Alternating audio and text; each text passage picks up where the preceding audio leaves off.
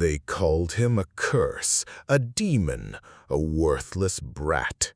He answered by carving perfection from cedar and chakra, then used those puppets to rip apart Orochimaru, Sasori, and the entire Akatsuki. This man showed up to the final war with a titan that blocks the sun and threads sharp enough to slice dimensions. Naruto Uzumaki doesn't fight fair. He builds monsters and makes legends kneel. The first thing the world ought to understand about Naruto Uzumaki is this: he stopped waiting. Most children wait. They wait for love. They wait for a hand to reach out of the crowd and pull them into something warmer than an empty apartment.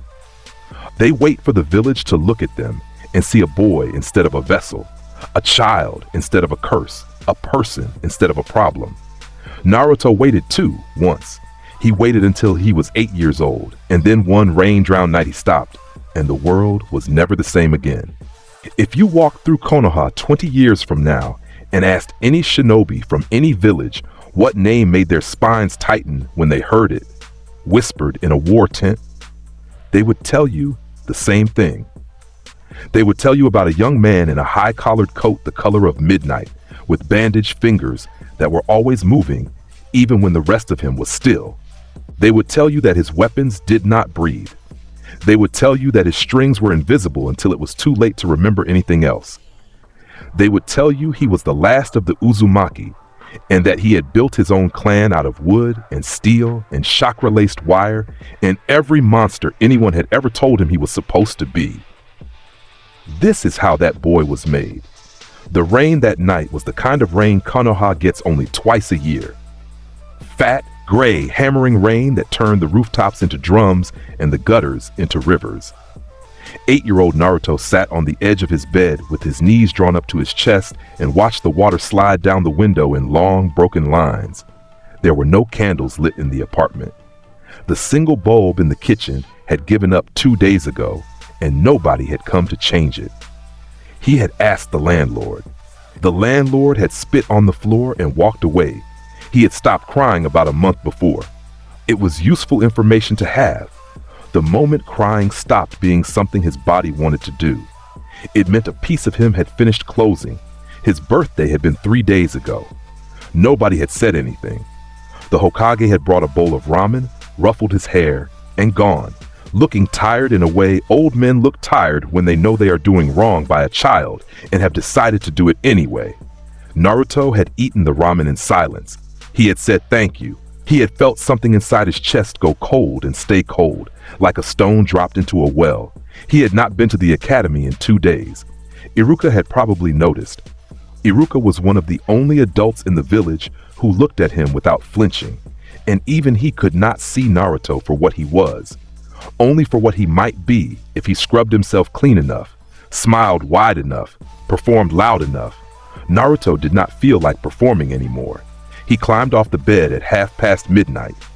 He pulled on his sandals. He pulled the hood of his orange jacket over his head. He stepped out into the rain. He had been having a dream for the last 6 nights. The dream was always the same. There was a building underneath the village he had never seen. There was a door. There was a key in his blood. He did not know where the dream came from. He had stopped wondering. Tonight, he was going to find out if the dream was a lie or if it was the only true thing in his entire life. The Uzumaki ruins were not a secret to anyone who knew where to look. They sat at the far edge of the village, past the abandoned training fields, past the rusted gates of an old samurai shrine, behind a wall of bamboo so thick the older shinobi forgot it was there. He had stumbled across them when he was 6, chasing a stray cat. He had walked the broken stones at the surface dozens of times since then, looking at the spirals carved into the rock, tracing them with his fingers, wondering why they made his chest ache. Tonight he walked there in the rain. Tonight the spirals seemed to glow. He stopped at the largest of them, a flat circle of black stone in the center of the ruin, half sunken into the mud. The water hit the stone and ran off in patterns. Naruto knelt down. He bit his thumb the way he had seen the older boys do it during summoning practice. He pressed his blood into the center of the spiral. The stone moved. It groaned, the way old stone groans when it has been asked to wake up after 50 years of sleep, and it pulled away from the earth and revealed a stairwell that descended into a black throat under the village. Cold air rose up and met him in the face, and the cold air smelled like cedar and oil and something older than either. And Naruto Uzumaki, 8 years old, soaked to the bone, with rain in his eyelashes and silence in his chest, stepped down into it without looking back. He was down there for 3 days. The Hokage's Anbu swept the village twice and could not find him. Iruka skipped his lunch breaks and walked every alley between the orphanage and the hot springs. The shopkeepers who had thrown him out the week before refused to admit they were nervous. The sun came up over the rooftops on the third morning, and the rain finally broke. Naruto came up out of the spiral with a scroll under his arm and dust in his hair and a small spider-thin smile that was the wrong shape for a child his age. The scroll was Uzumaki's sealing work, the real work, not the watered-down seal work the academy taught when it taught any at all. There were 6 more like it down there, and he had only managed to drag one back to the surface. There were tools, there were workbenches, there were diagrams of human joints scratched into stone walls by a hand he would never meet. There were jars of oil so old they had gone amber. There were puppet hearts. There were scrolls with the word kugutsu written across them in red ink that had never faded. There was also gear. Old shinobi gear, sealed in compartments under dust covers, coats and gloves and packs and boot soles that had survived the years, because Uzumaki's seal work was the kind of preservation that other clans dreamed about and never matched. Naruto found a high-collared coat the color of a starless night, 3 sizes too big, and tried it on. And the moment the cloth settled across his shoulders, something in him decided that the orange jacket was over. He took the coat home. He took the scroll home. He took 6 bandages and wrapped his fingers and went to sleep on the floor next to his bed because he wanted to feel the wood under him while he was figuring out how to read the things he had brought back. He did not go back to the academy that week or the next. He went down into the spiral instead. It is a strange thing to watch a child teach himself a forbidden art with no one to tell him whether he is doing it wrong. There is a kind of focus children are capable of when the rest of the world has stopped offering them anything else. And Naruto had reached that focus by the time he was 8.5. The academy curriculum was an insult to his intelligence. He had figured that out by the 3rd lesson. The down below was something different. The down below had problems he did not know the answers to. It made him hungry in a way that ramen never had. He started small. He carved a doll out of pine. He gave it a hinge for an elbow. He attached a chakra string to its wrist and pulled, and the doll's hand jerked sideways and clattered on the floor. He sat there cross-legged for half an hour staring at the doll, and then he started over. The first 30 puppets he made were garbage. He burned them in the back furnace one at a time, and then he went back to work. He stopped sleeping at the apartment. He moved his bedroll into the down below and slept on the workshop floor with the smell of cedar in his nose and a chakra string still wrapped around his thumb. The Hokage knew. Of course the Hokage knew. There were eyes on Naruto, whether he wanted them or not, and Anbu agents do not leave spirals unwatched once a child has activated one. But the Hokage chose to let it happen, because the Hokage was a tired old man who had failed the boy for years. And now he was finding out that the boy had decided to save himself, and the old man could not bring himself to interrupt the only good thing that had happened to Naruto in his entire life. So the Hokage let him work. Naruto turned 9 in the spiral. There was no cake. He did not notice his own birthday for a full week, and when he did notice, he laughed once, low and rough, the kind of laugh a man twice his age would have made, and went back to filing the inside of a wooden joint until it slid like silk. He started on wind chakra at 10. He could feel it under his skin, the way most people feel their own pulse, that whining, cutting hum that wanted to leave him and shred something. He had read in the scroll that an Uzumaki with wind nature could spin chakra threads sharp enough to slice through armor. He could spin 5 threads at first, then 10, then 10 that hummed, then 10 that hummed and were invisible, then 10 that were invisible and could cut through a sapling clean across the trunk in one pass. He learned that he had monstrous reserves. He had always known he had reserves. Everyone had told him so, with that pinched expression they wore when they were forced to admit anything good about him. He had not known what monstrous meant until he was running 10 threads at full output for 40 straight minutes and feeling like he had only used a third of his fuel. He had figured something out then. It was a thought that made his lip curl. The village had told him for years that he was a problem because of what he carried. The village was a fool. What he carried was what was going to make him untouchable. Kitsune was finished on a clear, cold night in the autumn of his 10th year. Naruto stood in the center of the workshop with the puppet on the table in front of him. 4 legs, sleek wooden plates lacquered black, a long tail with vents along its underside for poison gas, a jaw lined with a sealing array that could store explosive tags and compress space and spit them out in any direction, a spine of high-tension wire wrapped in silk, Senbon launchers under each shoulder, eyes carved out of 2 pieces of polished obsidian, set deep into a face that had been shaped to look like the kind of fox a hunter might tell stories about around a fire, long-jawed, sharp, smiling with too many teeth. He had been working on it for 14 months. He laid his bandaged fingers across the puppet's spine. He breathed in. He fed 5 threads of chakra into the central seal at the back of its neck and watched the seal warm to life, the ink lines glowing pale amber as the Uzumaki sealwork drank his chakra and held it. Kitsune lifted its head. Naruto did not move. He was watching its face. The obsidian eyes had been blank an hour ago. They were full of something now. Not life exactly, but the suggestion of it. The way a sword has the suggestion of a person's intent inside the steel, because the person who made it poured intent into it on purpose. Kitsune's tail twitched. Its forepaw lifted off the table. It stepped down onto the floor on its own, every joint moving like wet silk, every plate of armor settling into place with the small click of a thing that knows it is alive. Naruto's face in that moment. A narrator could spend a paragraph on it. The loneliness that he had carried since he was old enough to know what loneliness was, that hollow, gnawing thing that had lived under his ribs for 8 years, drained out of him as he watched the fox he had built take its first step toward him. Something else moved in. Something harder. Something colder. Something far more useful. He smiled.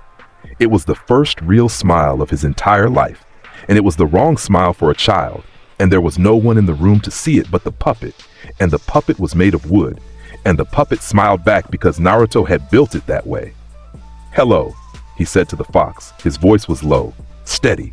There was a man's voice already living inside that 10-year-old throat, waiting for him to grow into it. Kitsune's head tilted. The seal at the base of its neck pulsed.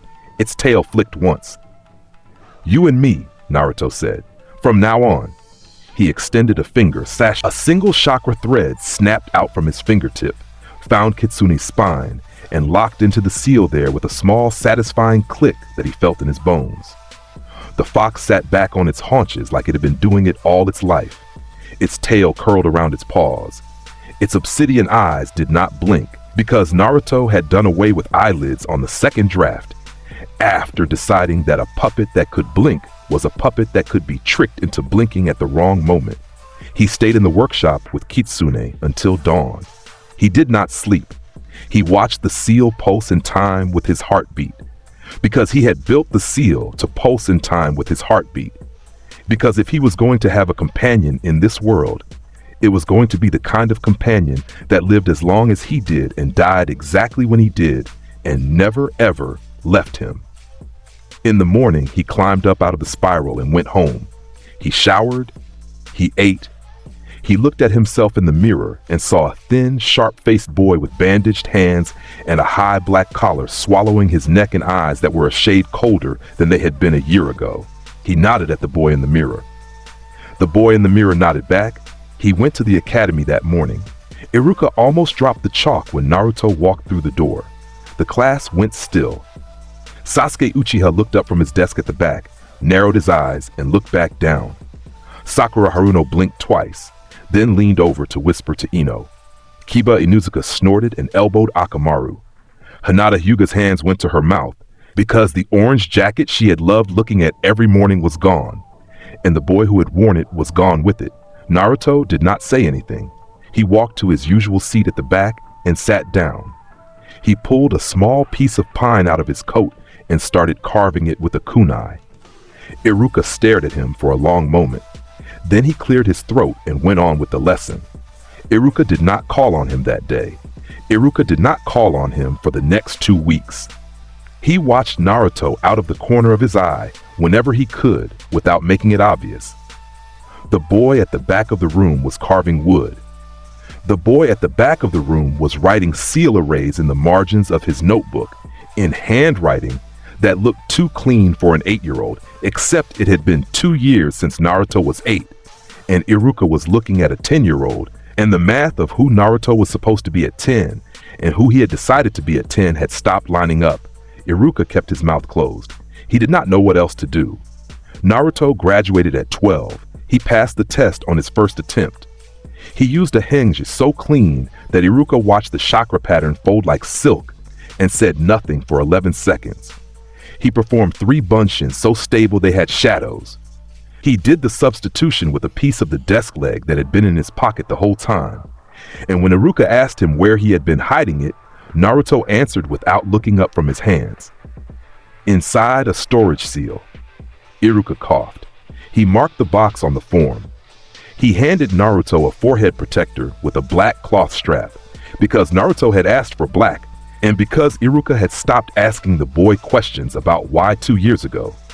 Naruto wore the headband around his upper left arm, tied tight, the metal facing outward. He did not put it on his forehead. The forehead was a place for boys who wanted the world to know they were shinobi. Naruto did not need the world to know. The world was going to find out anyway. The team assignments came 1 week later. Iruka stood at the front of the room with the clipboard in his hands and read out the names with the steady tone of a man who had decided to do his job and feel the consequences afterward. Team 7 was Sakura Haruno, Sasuke Uchiha, Naruto Uzumaki, Sensei, Hatake Kakashi. Sakura squealed. Sasuke grunted. Naruto did not look up from the piece of pine he was carving. He had already known the assignments. He had pulled the list off Iruka's desk 3 days before with a single chakra thread under the door, and he had decided he could work with what he had been given. Kakashi was a Sharingan user. Kakashi would be useful to learn from and useful to learn around. Sasuke was a project he might bother helping, depending on whether the boy was worth it. Sakura was, at this stage, a person in the room. 3 hours later, Kakashi had not arrived at the meeting room. Sakura was complaining. Sasuke was brooding. Naruto was sitting on the windowsill with one leg drawn up, threading a pair of twin chakra strings together at his fingertips, watching the way the light caught them when he angled his hand right. Sakura looked at him. "What are you doing?" "Working." "Working on what?" "You wouldn't enjoy the answer." Sakura made a small offended sound and turned back to Sasuke. Sasuke had not moved. Sasuke would never move. Naruto had figured that out about him in the 2nd year of the academy. Kakashi finally walked through the door an hour and a half late, with that paper book open in his hand and a smile under his mask that none of them could see. He looked at the 3 of them. He raised one eyebrow. "My first impression of you is meh." He was lying. His first impression of 2 of them was, in fact, meh. His first impression of the 3rd was an itch under the skin between his shoulder blades that he had picked up the second he stepped into the room, and he was a man who had learned to respect that itch a long time ago. He had read Naruto's file. He had also read the parts that were classified above his clearance, because he had asked the Hokage for them as a favor, and the Hokage had given them to him with the kind of look old men get when they are handing over a problem they have decided they cannot solve themselves. Kakashi had read about the spiral. He had read about the Uzumaki tools. He had read about the fox-shaped puppet Anbu had glimpsed twice in 3 years. He had read about the chakra reserves that had broken the testing equipment in the medical office at the academy when Naruto was 9. He had walked into this meeting room expecting to be surprised by the boy at the window. The boy at the window had not even looked at him. Kakashi smiled wider behind the mask. "Meet me on the roof." he said, and vanished in a swirl of leaves. Sakura jumped up. Sasuke moved without hurrying. Naruto closed his hand around the chakra strings, slid off the windowsill, and walked out the door at his own pace. On the roof, Kakashi made them introduce themselves. Sakura said something about her crush. Sasuke said something about ambition. Kakashi turned to Naruto last. Naruto looked at him for a long moment. The wind moved the high collar of his coat against the line of his jaw. "I build things," he said. "I don't lose them. I don't share them. The end." Kakashi blinked. "That's it. That's it. Hobbies? Wood. Dreams for the future?" Naruto's eyes went a shade colder. "Becoming someone the people who hated me are afraid to look at." There was a long pause on the roof. Sakura had gone very still next to Sasuke. Sasuke, for the first time all day, was looking at Naruto with something other than dismissal in his face. Kakashi closed his book. "Well," he said, "tomorrow morning, training ground 3. Don't eat breakfast, you'll throw up." He smiled with his eye. He vanished again. Naruto watched the spot where his sensei had been standing. Then he turned to Sasuke and Sakura. He tilted his head. "I am eating breakfast," he said. "I would suggest you do the same." He walked off the roof. The next morning, the field was already foggy when Sakura and Sasuke arrived. Naruto was 30 feet up in a tree, sitting on a thick branch with one leg crossed over the other, carving a piece of pine with a small straight kunai. He did not look down when his teammates came into the clearing. He did not look down when Kakashi appeared an hour later, 3 hours late, with a paperback in one hand and 2 silver bells dangling from a string at his hip. Kakashi's eyes scanned the field. He counted his 3 students. He counted them again. He found the third one in the tree. Naruto. Naruto kept carving. "You should come down here." Naruto kept carving. "The test starts when I say it starts." Naruto's lips moved without his eyes leaving the wood. "It already started, sensei." Sakura looked confused. Sasuke turned his head sharply. Kakashi felt that itch under his shoulder blades again, and this time the itch was a scream. He moved fast, jonin fast, the kind of fast that should have closed the gap between him and the tree before any genin could blink. He covered 15 feet in a single step. He drew a kunai mid-stride. He aimed at the trunk to flush the boy out of the canopy and into the open ground where a teacher could disarm him. A volley of senbon tore through the air where his head had been a half-second earlier. Kakashi's body twisted in midair, a spine-bending lean that took him under the line of the senbon, and his foot found a tree branch 10 feet up and on the other side of the clearing because his instincts were the only thing keeping him alive in that exact heartbeat. The senbon hit the tree behind him in a hard cluster. Black liquid was already beating on the points. Poison, not weak poison, field-grade poison, the kind a Chunin assassin would carry on a hunt. Kitsune dropped out of the canopy and landed on the grass with the small, late, sharp sound of a thing that was made for landings, its joints locked into combat stance, hindquarters low, forelegs braced, tail curled out behind it like a pendulum. The seal at the base of its neck glowed amber. Its obsidian eyes found Kakashi without moving its head. 6 senbon tubes along its shoulders were still venting smoke. Sakura screamed. Sasuke had already drawn a kunai. Kakashi was breathing through his mask in shallow, even pulls, his single visible eye fixed on the puppet in front of him. Naruto had not looked up from his carving. "You're full of openings, sensei," he said. His voice was easy, almost amused. His fingers twitched on the handle of the kunai. 10 wind-natured chakra threads lit up the air around him like razor wire, invisible to anyone without sensor training, sharp enough to slice through a shinobi's hamstring on contact, fast enough that the wind they cut whined like a kettle. He did not need to see them. He had been working with 10 threads for 2 years. He could feel them the way other people felt their own fingers. Kitsune exploded into motion. It went left. It went right. It went left again. Kakashi's body was a blur of movement, his kunai flashing through the morning fog, and the puppet's wooden frame was answering him with senbon launches and tail vent gas blasts and explosive tags spat from a jaw that opened and closed faster than any animal's. The fox was relentless. The fox did not breathe. The fox did not blink. Every angle Kakashi opened, the fox closed half a second later. Every counter Kakashi tried, a chakra thread he could not see was already there to deflect his arm. Kakashi tried to disable it. He cut at the chakra threads with a kunai. The wind-infused strings sliced his kunai clean in half. The blade hit the grass in 2 pieces. Kakashi was already retreating, 2 long steps backward, his body language tightening into the shape of a man who has finally accepted that the situation is bigger than he thought. The tree line behind him moved. Hidden cables snapped out of the bark and the brush in 8 different directions. Naruto had set them yesterday, threaded them through the trunks with chakra strings, attached them to small triggers tied to Kitsune's tail. The cables wrapped Kakashi's arms, his legs, his throat, his torso. They locked. They tightened. They held him standing upright in the middle of the clearing like a fly in a web, with his arms bound at his sides, and his weight off the ground, and the puppet sitting at his feet with its head tilted at him and the seal at its neck glowing amber in the gray morning light. Naruto closed the carving and tucked it into his coat pocket. He stood up on the branch and dropped down to the field in one long, easy motion that looked too smooth for a 12-year-old. He walked across the grass. He put a bandaged hand into the pocket of Kakashi's vest. He pulled out both bells. He looked at them in his palm.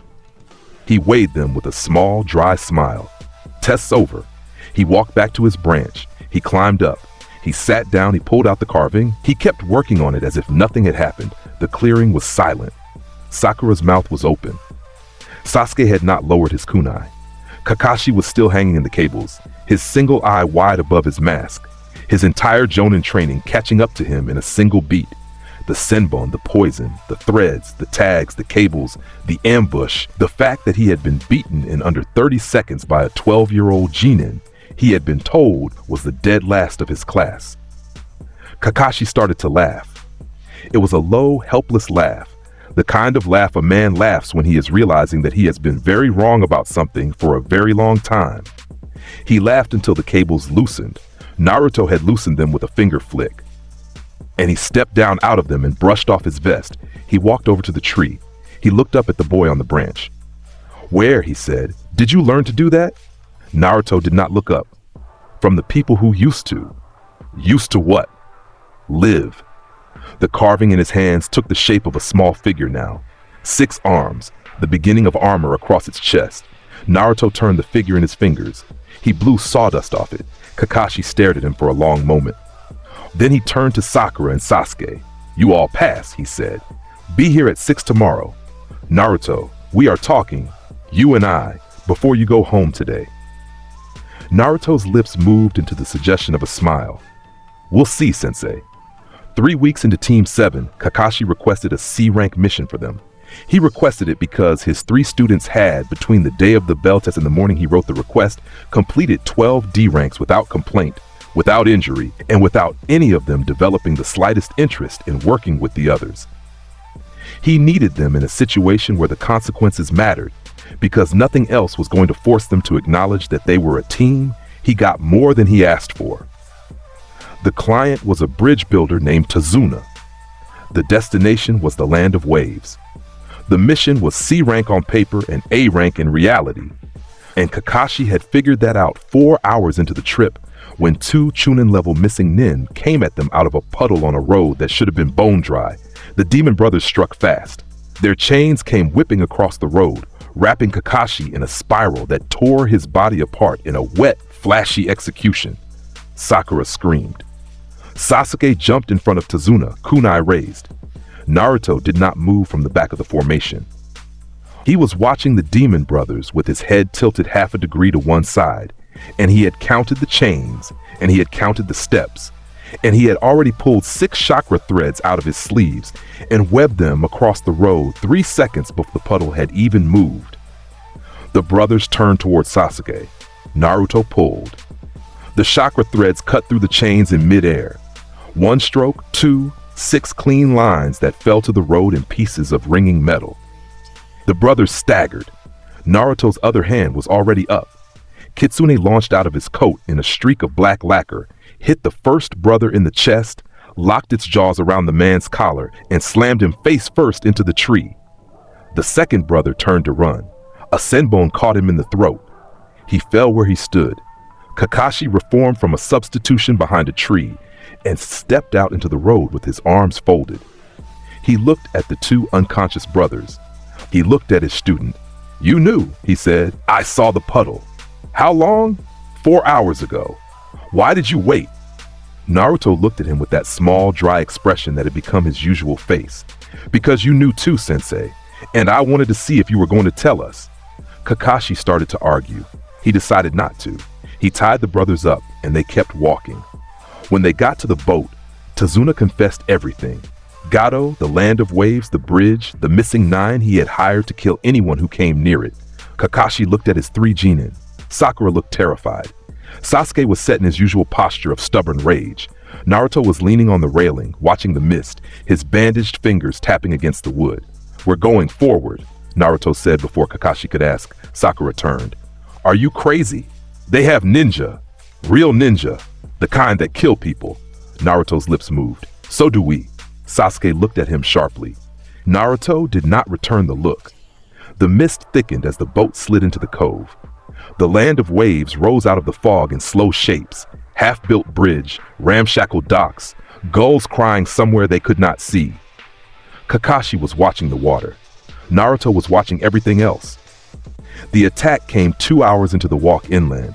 A massive sword spun out of the trees and embedded itself in the trunk above their heads, and a man followed it through the air and landed on the hilt. Barefoot, bare-chested, wrapped in bandages from the chin down, with a forehead protector slashed through the middle, and a pair of eyes that had killed more people than most armies.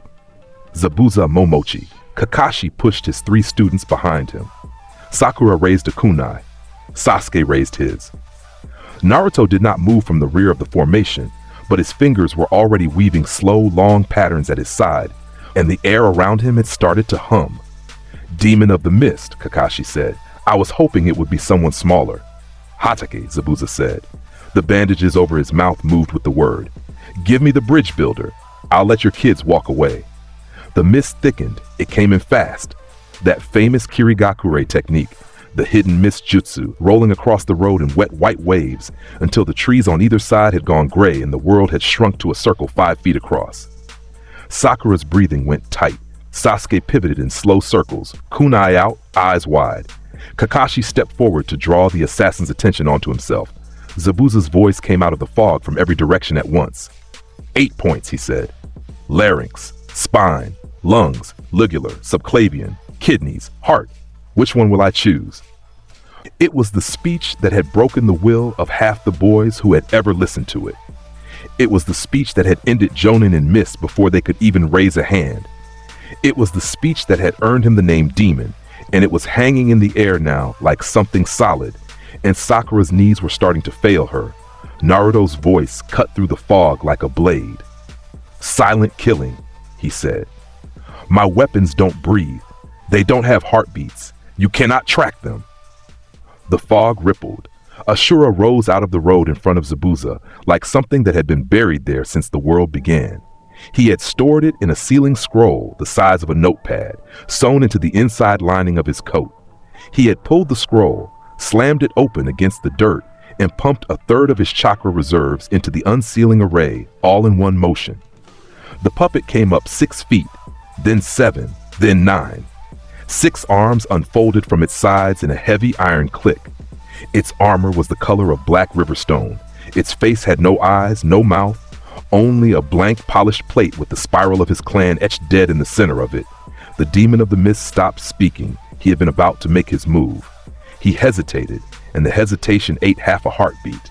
And the half a heartbeat was all Naruto needed.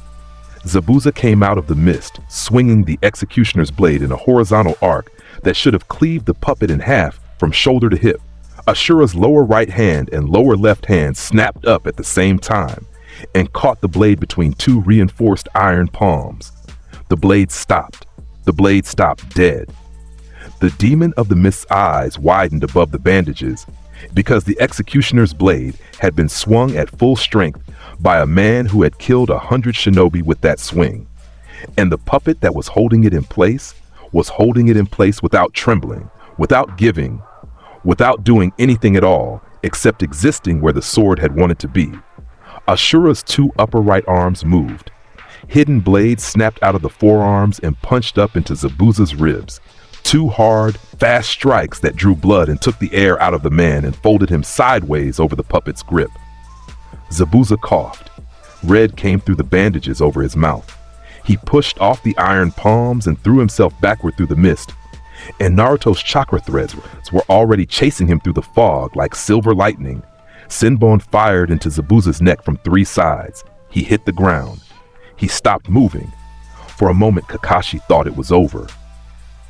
He moved toward the body to confirm the kill, and a Hunter 9 in a porcelain mask materialized out of the mist 3 feet from the body and dropped to one knee beside it. "I have been hunting him for a long time," the masked figure said, in a voice that was younger than it should have been. "I will dispose of the body." Naruto's threads twitched. The masked figure flinched without meaning to. The mask turned toward him. The eyes behind it were wide. Naruto did not move.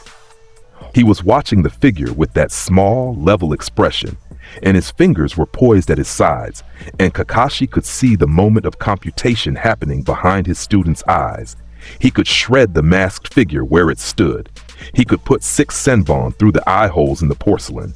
He could sever the figure's spine with a single clean wind thread pull from 40 feet away. He did not. "Take him," Naruto said. The masked figure stood up with the body across its shoulder. It bowed once. It vanished into the fog. Sakura let out a breath she had been holding for too long. Sasuke lowered his kunai. Kakashi turned to Naruto. "Naruto, he'll be back," Naruto said. "Or someone like him will. Save the lecture, sensei." Kakashi closed his mouth. He had been about to give the lecture. He gave a small tired sigh instead, and the team moved on toward Tazuna's house. The week that followed was a strange one.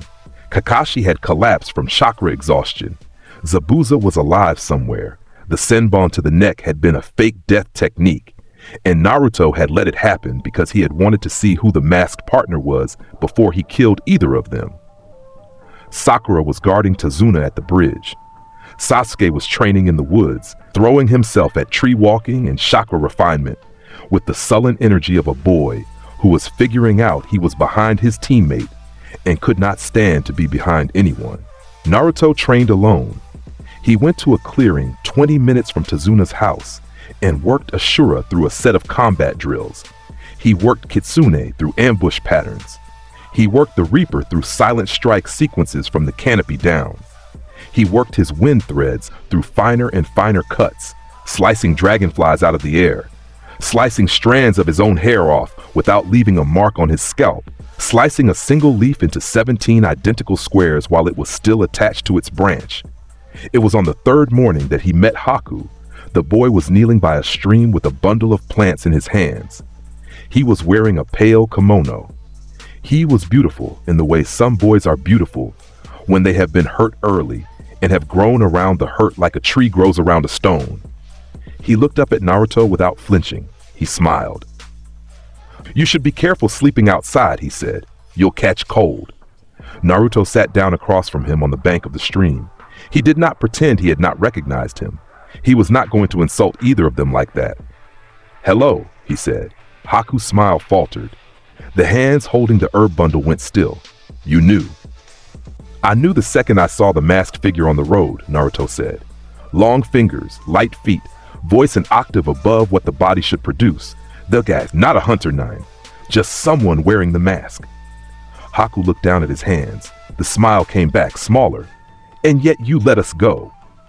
Tell me why I should kill someone in a porcelain mask when I have not yet figured out whether the man inside the mask is an enemy or a child." Haku looked up at him sharply. The eyes behind the smile were wet now, just a little. "You are a strange shinobi." "I get that a lot." They talked for an hour by the stream. Haku told him about his mother and the village and his father with the axe and the years Zabuza had kept him alive when nothing else had. Naruto listened in the way he had taught himself to listen, completely, without interrupting, without performing a reaction he did not feel. When Haku was finished, he sat back on his heels and looked at the boy in the kimono with something that, in another version of this story, might have grown into a friendship. "You do not have to die for him," Naruto said. "He is my purpose. Your purpose is yourself. Whatever else you choose is a wrapper." Haku looked at him for a long time. He did not answer. Naruto stood. He brushed off his coat. "When we meet on the bridge," he said, "give me the chance to put you down without killing you. If you give me that chance, I will take it." Haku looked up at him. "And if I don't?" Naruto's eyes were very steady. "Then I will do what I have to." He walked away. Haku watched him go until he was a black shape between the trees, and then a smudge, and then nothing at all. The fight on the bridge came 2 mornings later. The mist rolled in the way it had on the road. Zabuza's chakra was on the air, the way ozone is on the air before a storm. Kakashi engaged him, one-on-one.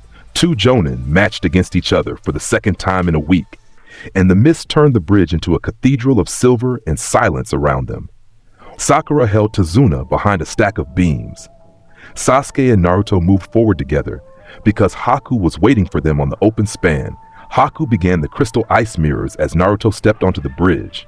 The mirrors went up around Sasuke first, a dome of ice planes, 21 of them, shimmering in the mist like the inside of a kaleidoscope. Haku stepped into one of the panels, and his image multiplied across all 21 of them at once. Senbon began to fly out of the mirrors at every angle. Sasuke went down to one knee under the first volley. Naruto stayed outside the dome.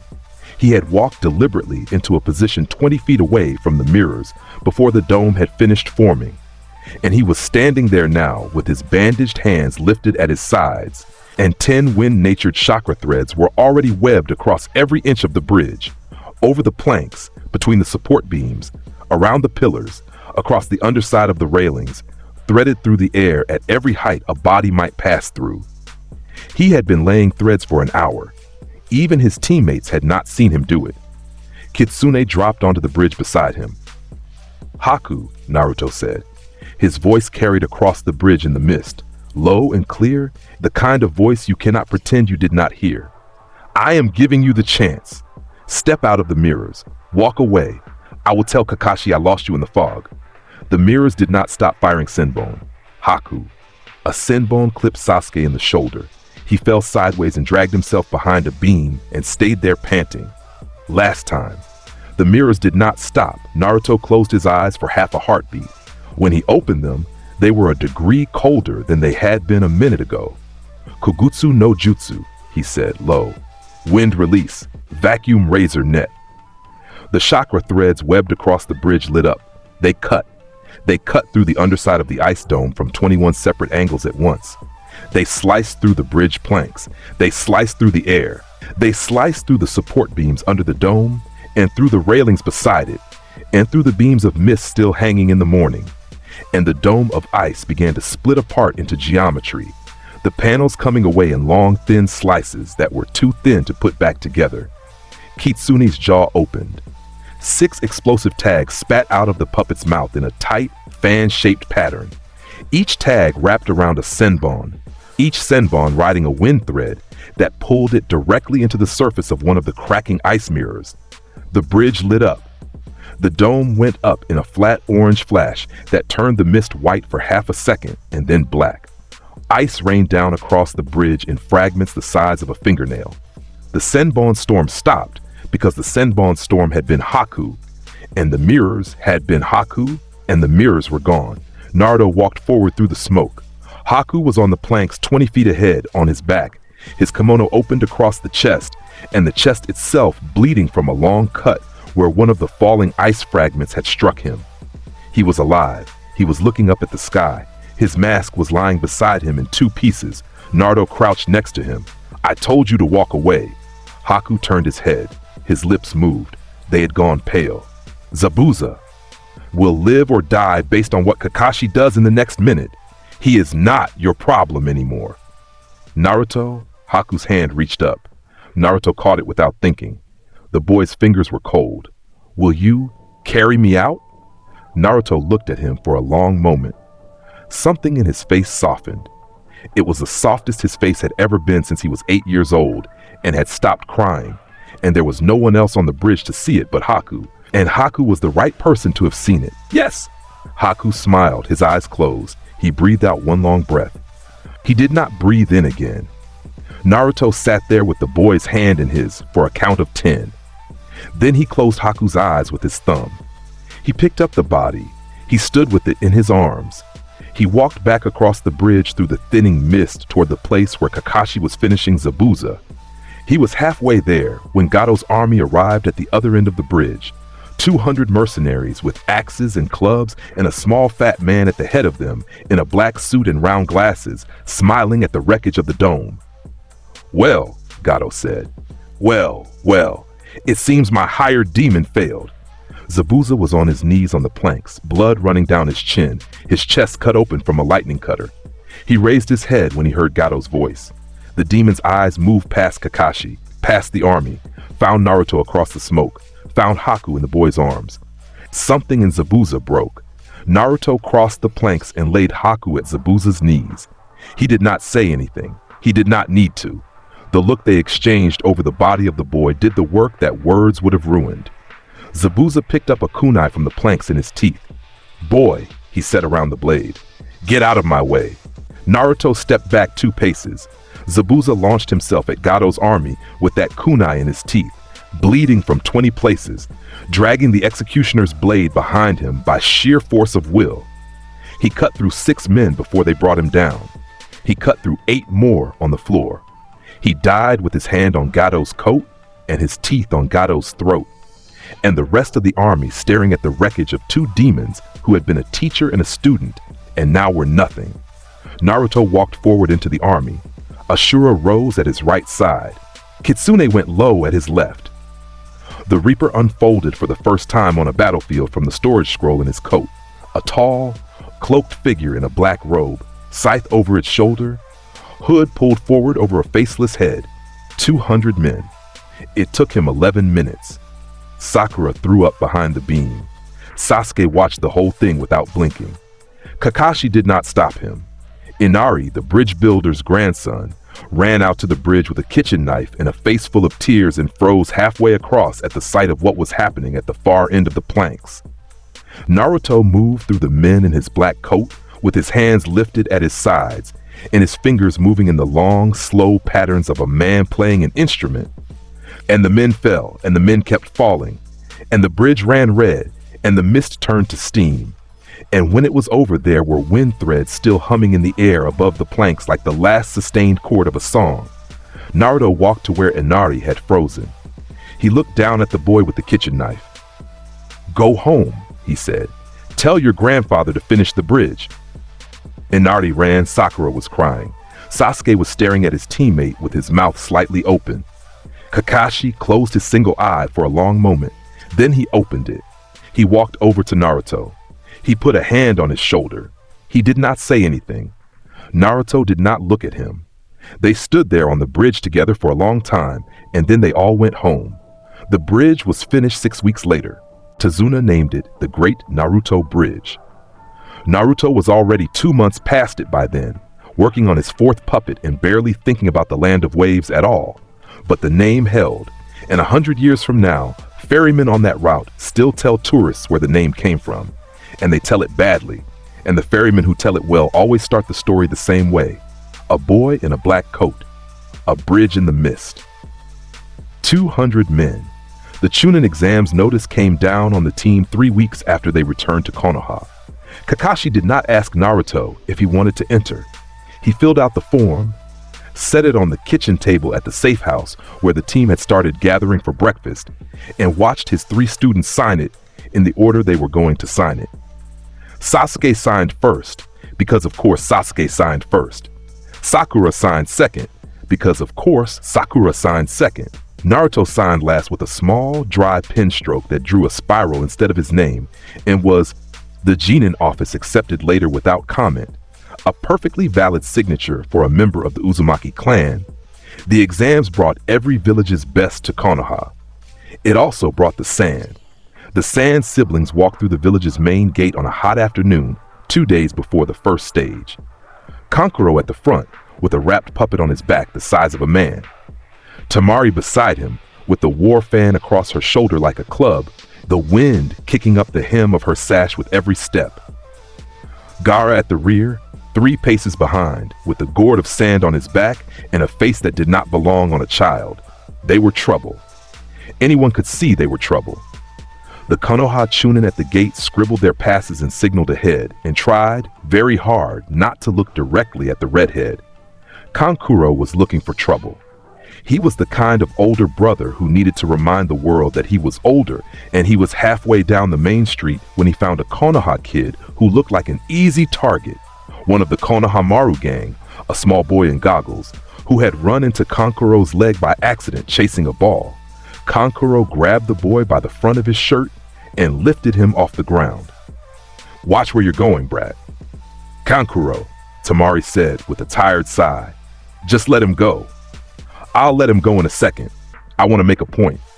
He lifted the boy higher. He pulled Crow off his back with the other hand and let the puppet's wrapped form thud against the cobblestones. He started to unseal it for show. A wooden joint clicked. Crow's arm jerked. Then it jerked again, in the wrong direction. Then the entire puppet wrenched violently out of Kankuro's chakra control, fell sideways onto the cobblestones, and lay there with its head turned the wrong way and its limbs twitching. Kankuro froze. His chakra strings had snapped. His chakra strings should not have snapped. His chakra strings had been doing what they were supposed to do exactly half a second ago, and now they were limp filaments hanging from his fingers. And the puppet was on the ground, and someone above him was laughing under their breath. Naruto was sitting on a wall above the alley, one leg crossed over the other, his coat collar pulled up against his jaw, one bandaged hand resting on his knee, the other hand still extended, with one finger lifted in the air like he had just turned a page in a book he found mildly interesting. His fingers, Kankuro realized in a wave of horror, had cut through Crow's chakra strings from 20 feet away, with chakra threads, wind-natured chakra threads, from a sitting position while looking at something else. "Your joints are rusted and your threads are too thick," Naruto said, looking down at Kankuro without blinking. "Amateur." The Konohamaru kid wriggled out of Kankuro's grip and ran for cover. Kankuro's face went red in 3 stages: shock, fury, embarrassment, and the fury was getting louder than the rest, and his hand was already going for a kunai when Gaara turned his head. The sand at Gaara's feet curled like smoke. The temperature in the alley dropped. Kankuro went pale. Naruto met Gaara's eyes without flinching. He held that stare for 3 full heartbeats. There was nothing in it. Not aggression. Not fear. He was studying the redhead the way a man studies a piece of weather coming in over a ridge, taking notes on which way the wind is moving and where the lightning is going to land. Gaara opened his mouth. "Mother says," "Tell your mother," Naruto said, easy as a breath, "that I am taller than her son and have better posture." The alley went silent. Tamari's eyes widened. Kankuro made a small choked sound. Gaara, Sabaku no Gaara, the boy who had killed his uncle at 6 and who killed at least one shinobi a month on his way through life. Gaara stopped. He stopped because nobody in the entire history of nobody had answered his mother's voice with a one-liner about posture. Then Tamari stepped between her brother and the wall. She had been watching Naruto for the last 40 seconds with an expression that had moved through about 6 different shapes. By the time she stepped forward, the expression had landed on something that was a sister's protectiveness, mixed with something a sister does not feel for her brothers. The fan came off her shoulder. She rested it lightly against the cobbles. She tilted her head up at the boy on the wall and gave him a smirk that was meant to be the end of the conversation. "You've got skill, handsome," she said. Naruto looked at her. He did not blink. He did not look her up and down. He did not perform anything. He held her teal eyes for a long, even beat, and his lips moved in the kind of half smile that you cannot fake if you have not earned the right to wear it. "And you have terrible taste in bodyguards, princess." Tamari's mouth opened. She closed it. She bit her lower lip, bit it hard, because the laugh that wanted to come out of her was the kind of laugh she had not let out in years, and she was not going to let it out in front of 2 of her brothers and an enemy genin on his own wall. She gathered herself in 2 seconds. She lifted her fan again. She tossed her hair back over her shoulder. She gave him a grin that was meant to be the last word. "Cute," she said.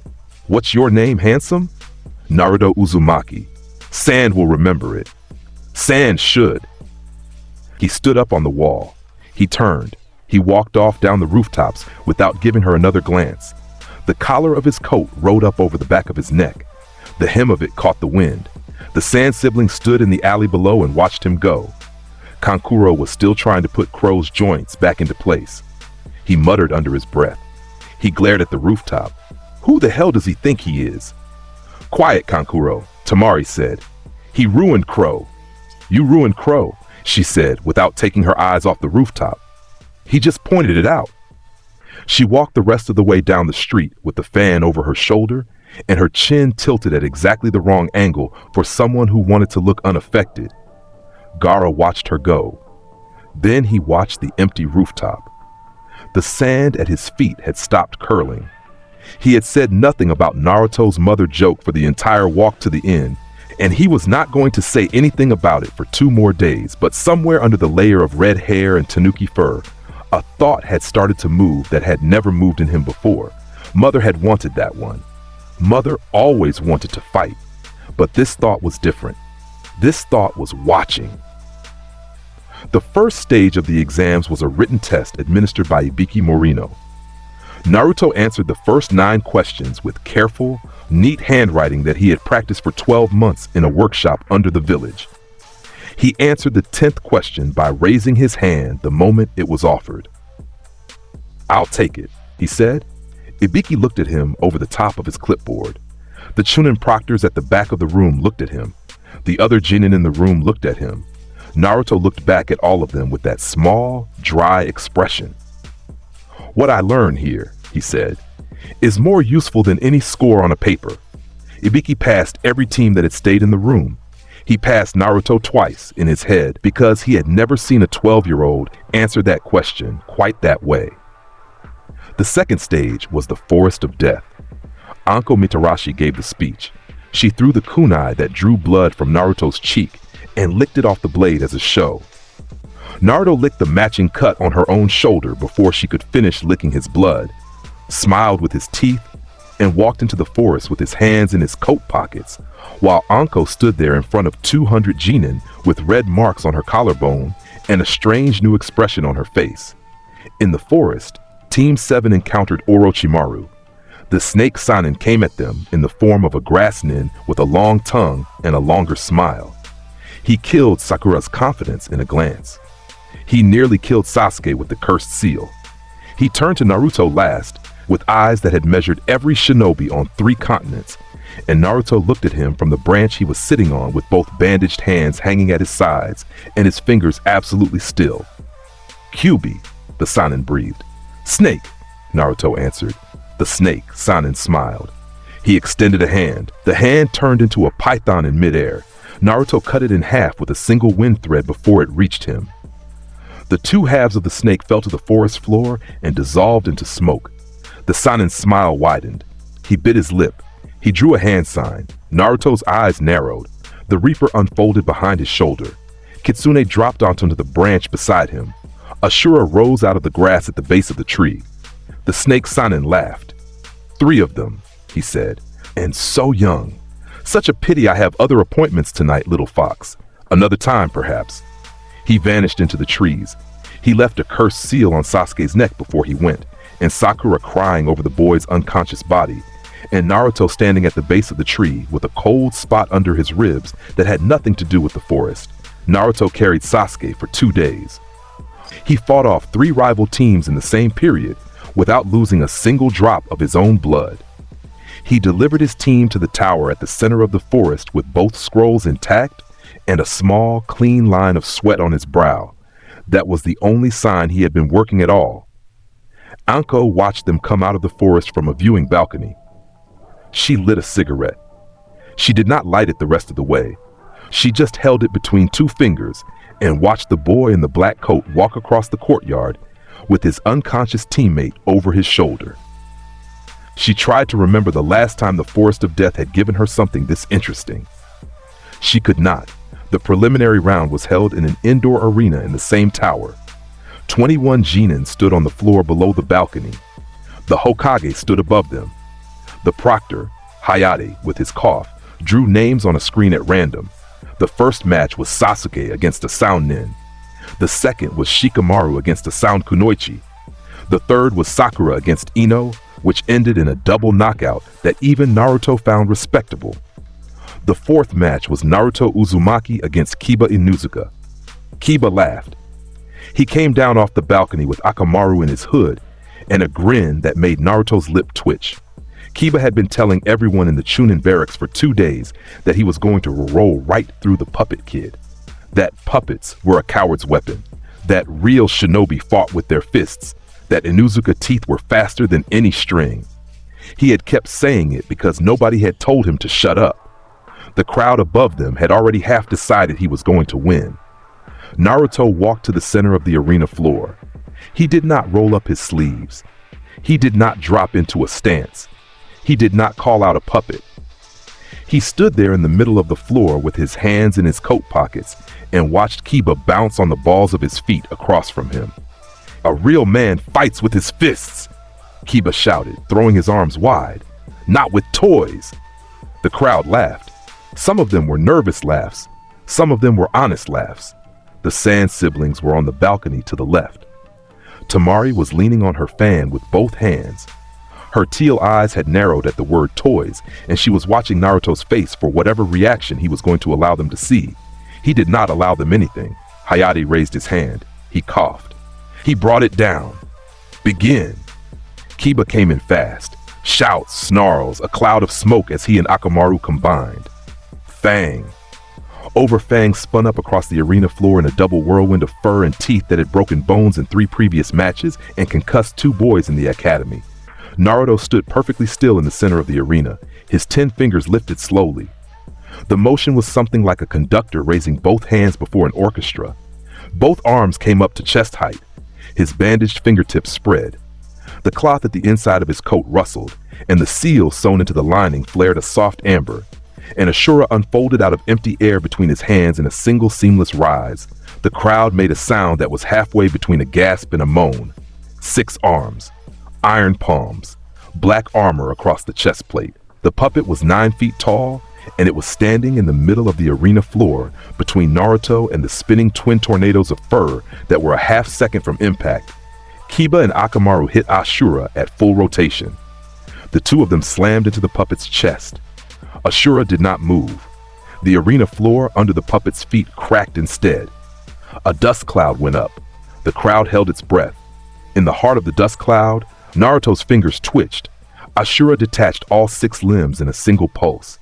The motion was so fast it looked like the puppet had blown itself apart, except the limbs did not fly outward. The limbs flew inward. 6 arms snapped around Kiba and Akamaru in a wooden cage that closed before the boys had stopped spinning. The cage hit the floor in a hard, ringing impact. The 2 Inuzuka rolled inside it, snarling, slamming into wood that did not give an inch. Naruto pulled a single string at his right index finger. Ashura's chest opened down the middle. The seal inside lit up an angry orange. Naruto did not move his hand. He simply tilted his head a half-degree forward, the way a man tilts his head before flicking water off it. The concussive sound wave seal detonated point blank. The wave was invisible. The wave was a pressure rather than a sound. It hit the wooden cage from the inside out and sent it ringing like a bell. And inside the bell, Kiba's body went rigid, and his eyes rolled back in his head, and Akamaru let out one short whining cry, and then both of them stopped moving. Ashura's 6 arms unwound from the cage in reverse order. The puppet snapped its limbs back into place across its body in a clean reassembly.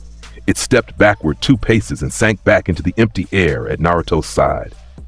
The seal in his coat lining went dim. Kiba did not get up. Akamaru did not get up. The crowd was silent for the first time all afternoon. Naruto rolled his fingers and let the threads go slack. He turned toward the balcony. "Fists are fine," he said with a small dry shrug, "if you enjoy losing with them." Hayate coughed. He stared down at the unconscious Inuzuka pair. He waved the medics in. He cleared his throat. "Winner, Naruto Uzumaki." The crowd erupted. It was a strange roar, half cheer, half disbelief, with a few high, bright laughs in it from people who had never seen a puppet attack done at that speed in their lives. Anko was applauding from her perch on a railing. Asuma was laughing into the back of his hand. Kurenai had her mouth half open. Guy was striking a pose. Kakashi was reading his book and pretending he had been right about Naruto since day 1. On the balcony, Tamari was biting her lower lip. She was biting it hard. She had wanted, very much, to keep her face under her own control during the match. She had been working on her face since the Sand siblings entered the village. She had made it through Kankuro's match without flinching. She had made it through Sasuke's match with one raised eyebrow. She had been telling herself since the wall in the alley that the boy in the black coat was an interesting opponent and nothing more. Then she had watched him take down a screaming, snarling double cyclone with one hand sign she could not see and a single sentence that landed like a slap on the back of every Inuzuka in the room. She had to look away. Beside her, Gaara watched Naruto with something unreadable in his eyes. The sand in his gourd was perfectly still. The redhead's lips moved without sound. He was perhaps agreeing with his mother for the first time in a long time. He was perhaps disagreeing with her for the first time in his entire life. Either way, he was watching, and he was watching the way a hunter watches another hunter, and somewhere under the layer of red hair and tanuki fur, a shape that looked like respect had begun to take form. Tamari forced her eyes back to the floor. Naruto was looking up at the balcony. He was looking very briefly at her. The corner of his mouth moved, not a full smile, not anything she could call him out on. And then he was walking back to his place at the railing, and she was straightening her fan against her shoulder and pretending she had been looking at the medics the whole time. Kankuro elbowed her in the ribs. "You're staring. Get bent, Kankuro. He humiliated me on a wall. Then you should be staring at him too, to learn something." Kankuro's mouth opened to protest. He closed it. He looked at the floor where Kiba was being lifted onto a stretcher. He looked at his own wrappings on Crow's back. He went very quiet. The matches continued. Shino won his. Hinata fought Neji, and Neji broke her down to the floor with an opening palm strike that had something cruel inside the form of it, and the proctor had to physically pull Neji off her before the Hyuga heir's cousin killed her. Naruto watched the match without moving. He did not blink during it. When Hinata was carried off the floor, he did not say anything, but his fingers moved very slightly at his sides, and the wood in his coat lining warmed just a half degree. Gaara fought Rock Lee. The match was a slow horror. Lee did everything he had been training to do for 15 years. Gaara watched it all happen and did not move except to lift his sand. When Lee opened the inner gates, the arena trembled. When Gaara crushed Lee's arm and leg with the sand coffin, half the room turned away, and the proctor only saved Lee's life because Guy jumped down off the balcony with tears running down his face. Naruto watched the entire fight from beginning to end. He did not turn away. He took notes inside his own head. He marked Gaara's footwork. He marked the sand's reaction time. He marked Shikaku's chakra signature pulsing under the boy's skin. He decided, with the cold, clean feeling of a man checking off a list, that whatever he ended up doing in the finals was going to require his largest puppet. After the prelims, the genin who had advanced were given a month to train for the final round. The bracket was posted in the courtyard outside the tower. Sasuke was to fight Gaara. Shikamaru was to fight Tamari. Naruto Uzumaki was to fight Neji Hyuga. Kakashi found Naruto alone in the courtyard reading the bracket. The other genin had already wandered off. Tamari had been the second to last to leave, and Naruto had felt her looking at his back from across the yard, and he had made a point of holding his hand up over his shoulder in a small wave he did not turn around to deliver. He had heard her make a small, irritated sound. He had heard her walk away. He had smiled very small to himself. "Well," Kakashi said, leaning on the post next to him. "Hyuga prodigy." Naruto kept reading. "He sees chakra points. I know. He can shut down your tenketsu in a single touch. I have 12 tenketsu in my whole arsenal," Naruto said, "and they are in puppets that do not have skin he can touch." Kakashi looked at his student for a long time. "You're going to dismantle him," he said. "I'm going to remove him from the bracket. That is what dismantle means." "No," Naruto said. "It is not." Kakashi laughed. It was a short, dry laugh, and it had something proud in it. And Naruto did not look at his sensei because he did not want his sensei to see whatever was on his face when he heard a man laugh proudly at something he had done. He spent the month training. He rebuilt Kitsune from the ground up with a redesigned poison vent. He upgraded the Reaper's scythe with a new wind channel array etched into the shaft, the ink lines glowing pale amber when he fed it chakra. He worked Ashura through a new combat drill that integrated all 6 arms in a pattern Kankuro could not have followed if he had been sitting next to it taking notes.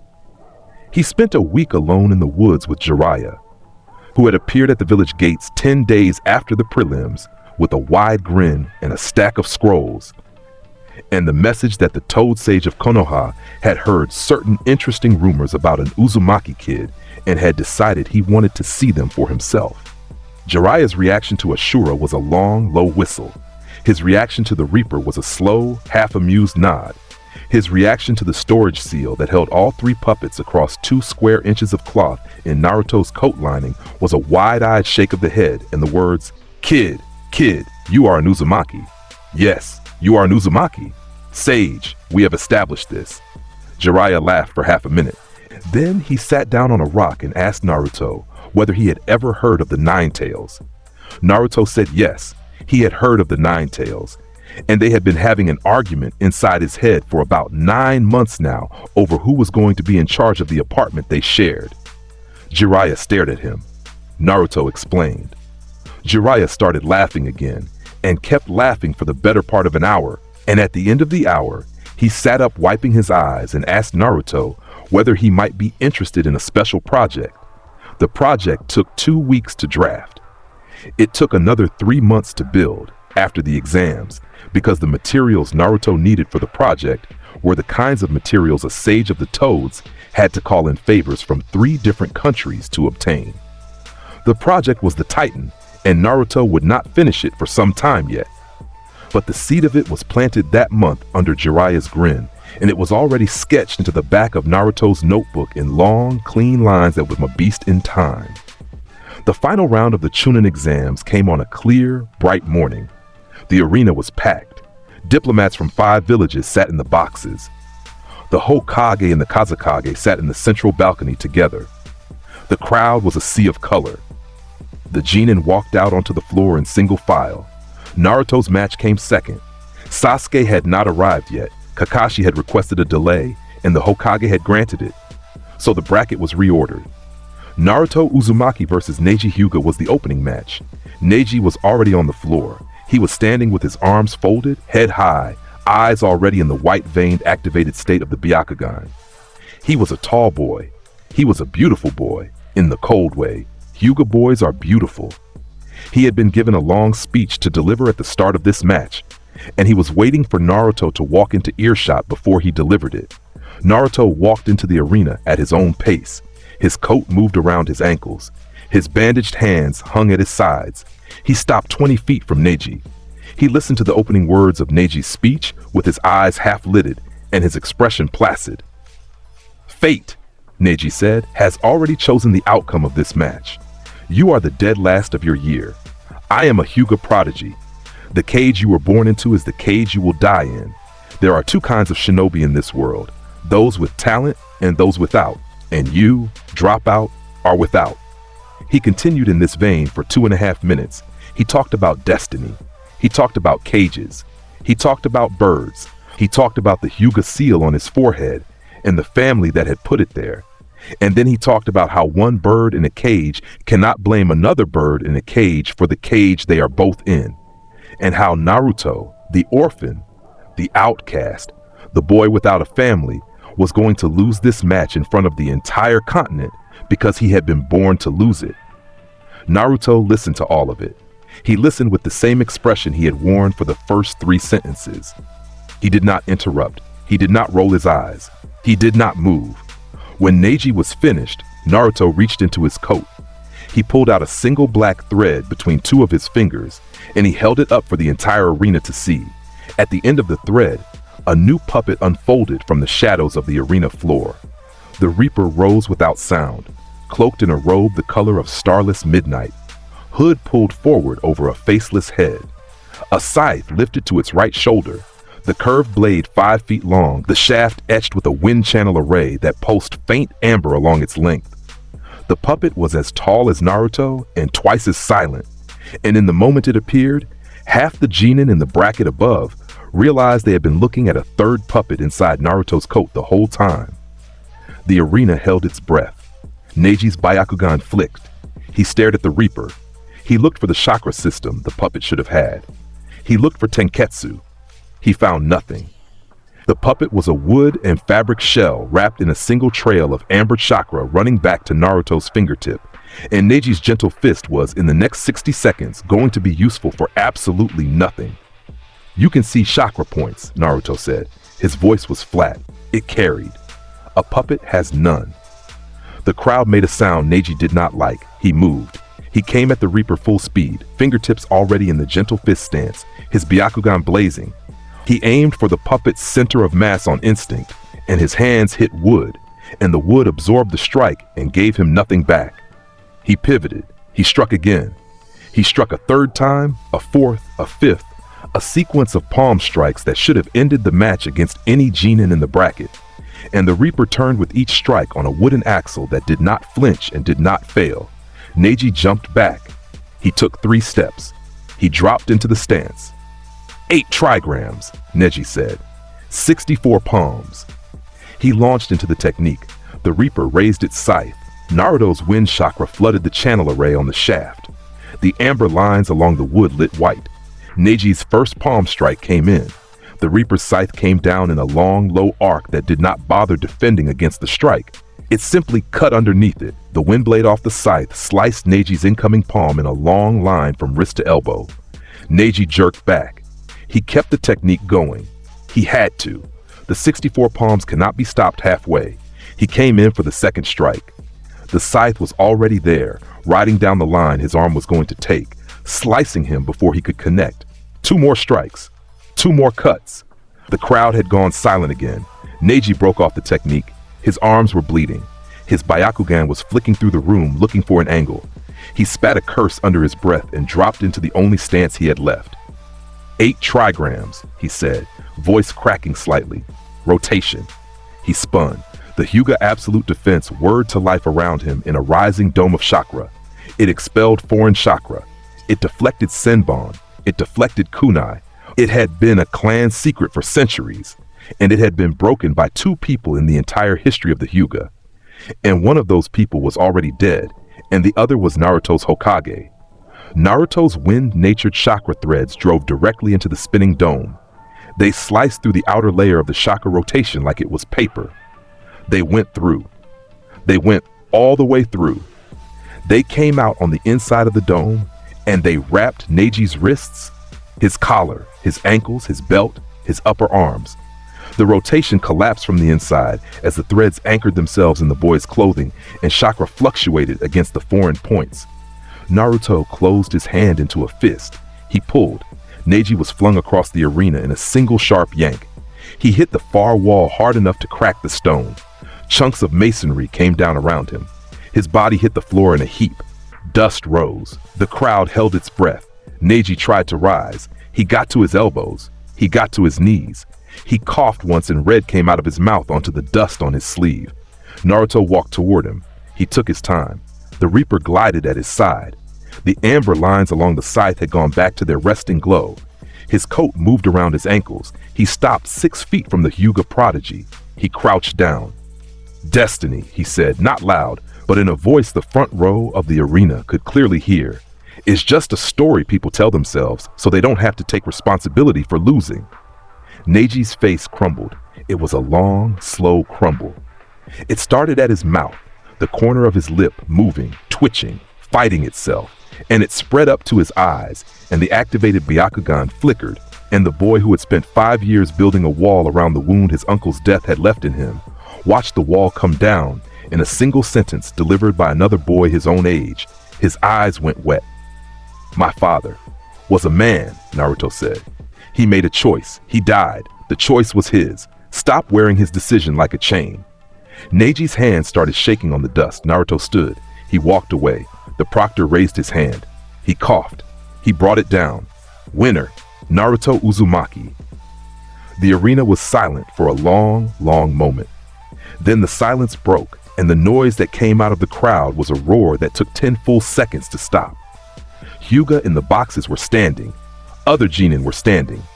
Asuma had his cigarette halfway out of his mouth and had forgotten to take it the rest of the way out. Kakashi had closed his book with one finger holding his place. Hinata, on the balcony with her father, was weeping silently. Her hands were over her mouth. She was watching her cousin pull himself off the floor and limp toward the medics with the help of a chunin. And there were tears running down her face that were not all about her cousin. Some of them were about the boy in the black coat who had just told her cousin a thing she had been trying to say to him for 6 years and had never had the strength to say. Hiyashi Hyuga, standing at her side, looked across the arena at Naruto with an expression that no Hyuga had ever worn in public before. He did not smile. He did not nod. But he did, for the briefest of seconds, close his eyes, and when he opened them again, something in him had changed shape. Up in the stands, Tamari was watching from her seat with both arms crossed over her chest and her fan tapping against her shoulder in a slow, measured rhythm. Her face was set. Her eyes were warm. There was something very dangerous in them, the kind of dangerous a woman gets in her eyes when she has stopped pretending to herself that her interest is intellectual. The fan tapped against her shoulder once, twice, 3 times, 4. She did not look at Kankuro when he glanced at her. "You're staring again." "I told you to get bent, Kankuro. You're going to fight him today. I know. You're going to lose. I know that too." She had decided about 30 seconds ago that she was going to do exactly that. She was going to step into the arena floor against Naruto Uzumaki. Once Sasuke arrived and finished with Gaara, once the bracket reset to her name, and she was going to lose to him, and she was going to enjoy losing to him, because losing to him was the only way she was going to get him to herself for any length of time. And she had decided about 10 minutes ago that she had to get him to herself for some length of time, or her chest was going to explode. She did not get the chance. Sasuke arrived in the arena floor on Kakashi's shoulder 20 minutes later. He fought Gaara. He gave Gaara the closest match Gaara had ever had. He drove the Chidori through Gaara's sand-armored shoulder and saw the redhead laugh in a high, broken voice that had not laughed since the Sand sibling was 6 years old. Sasuke jumped back. Gaara stood up. The sand began to move differently. The sand began to move alive. That was the moment the Kazekage and Orochimaru reached for their faces. The invasion began. The Krogenjutsu rolled across the arena. Half the audience slumped in their seats with their heads on the railings. The Konoha Jonin began to move, peeling off in their assigned defense patterns. Smoke bloomed at the gates of the village. Explosions cracked along the eastern wall. Sound and sand troops poured through the perimeter. The Kazekage dropped his disguise. Orochimaru stood up beside him. The Hokage rose from his seat and pulled his ceremonial robe off in one motion. The 4-wall barrier went up around them on the rooftop. The fight at the top of the village began. Down in the arena, Sasuke chased Gaara across the rooftops with Sakura behind him. Pakken joined them. Naruto landed on a roof beside Kakashi with his coat already in motion. "Go," Kakashi said. "Bring him back. Bring Gaara back too if you can. He is a problem we may want to keep alive." Naruto nodded once. He went. The forest on the eastern edge of the village was a mess of smoke and noise. Naruto caught up to Sasuke and Sakura half a kilometer in.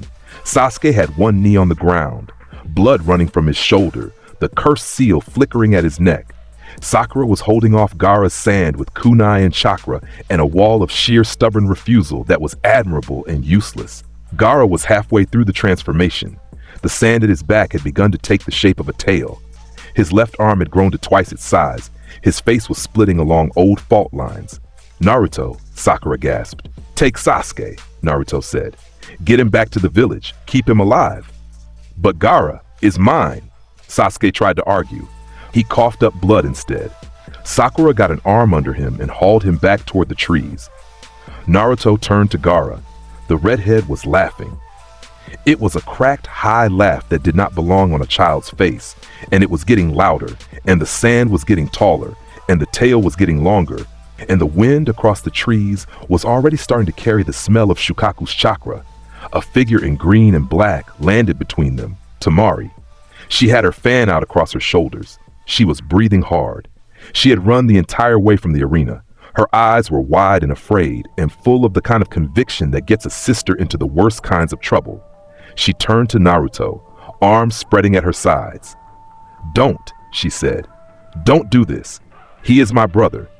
I will get him out. I will calm him down. Please do not. Temari, don't kill him. Move." Naruto, the sand surged. Gaara had heard her voice. Gaara had heard the second voice. Gaara had decided in his current shape that the second voice was the thing he wanted to kill the most, and the sand rose up like a wave from his back and came down across the clearing in a single punishing arc. It caught Temari before Naruto could reach her.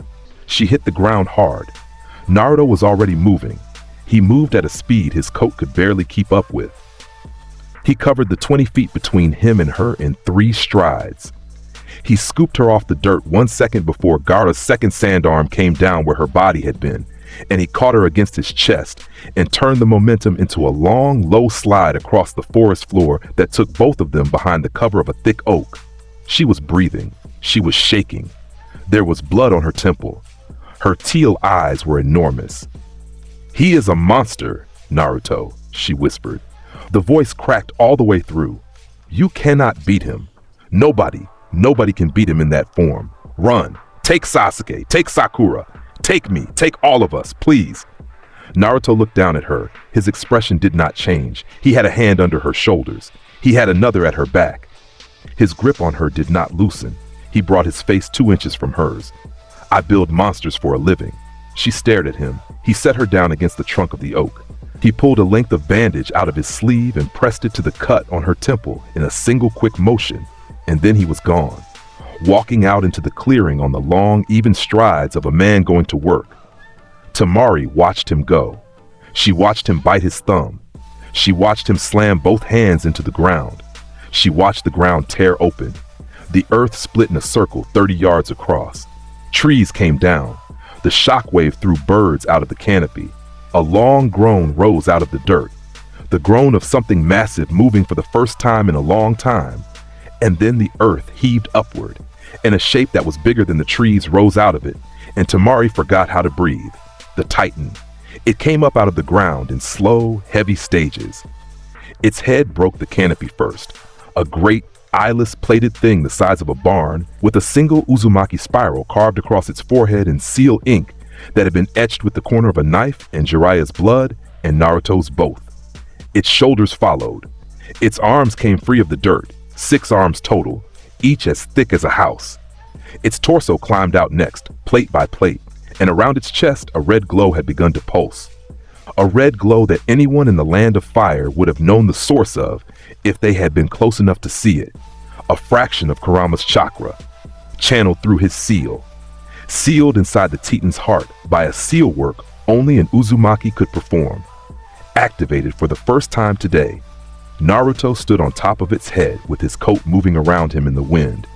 His 10 fingers spread.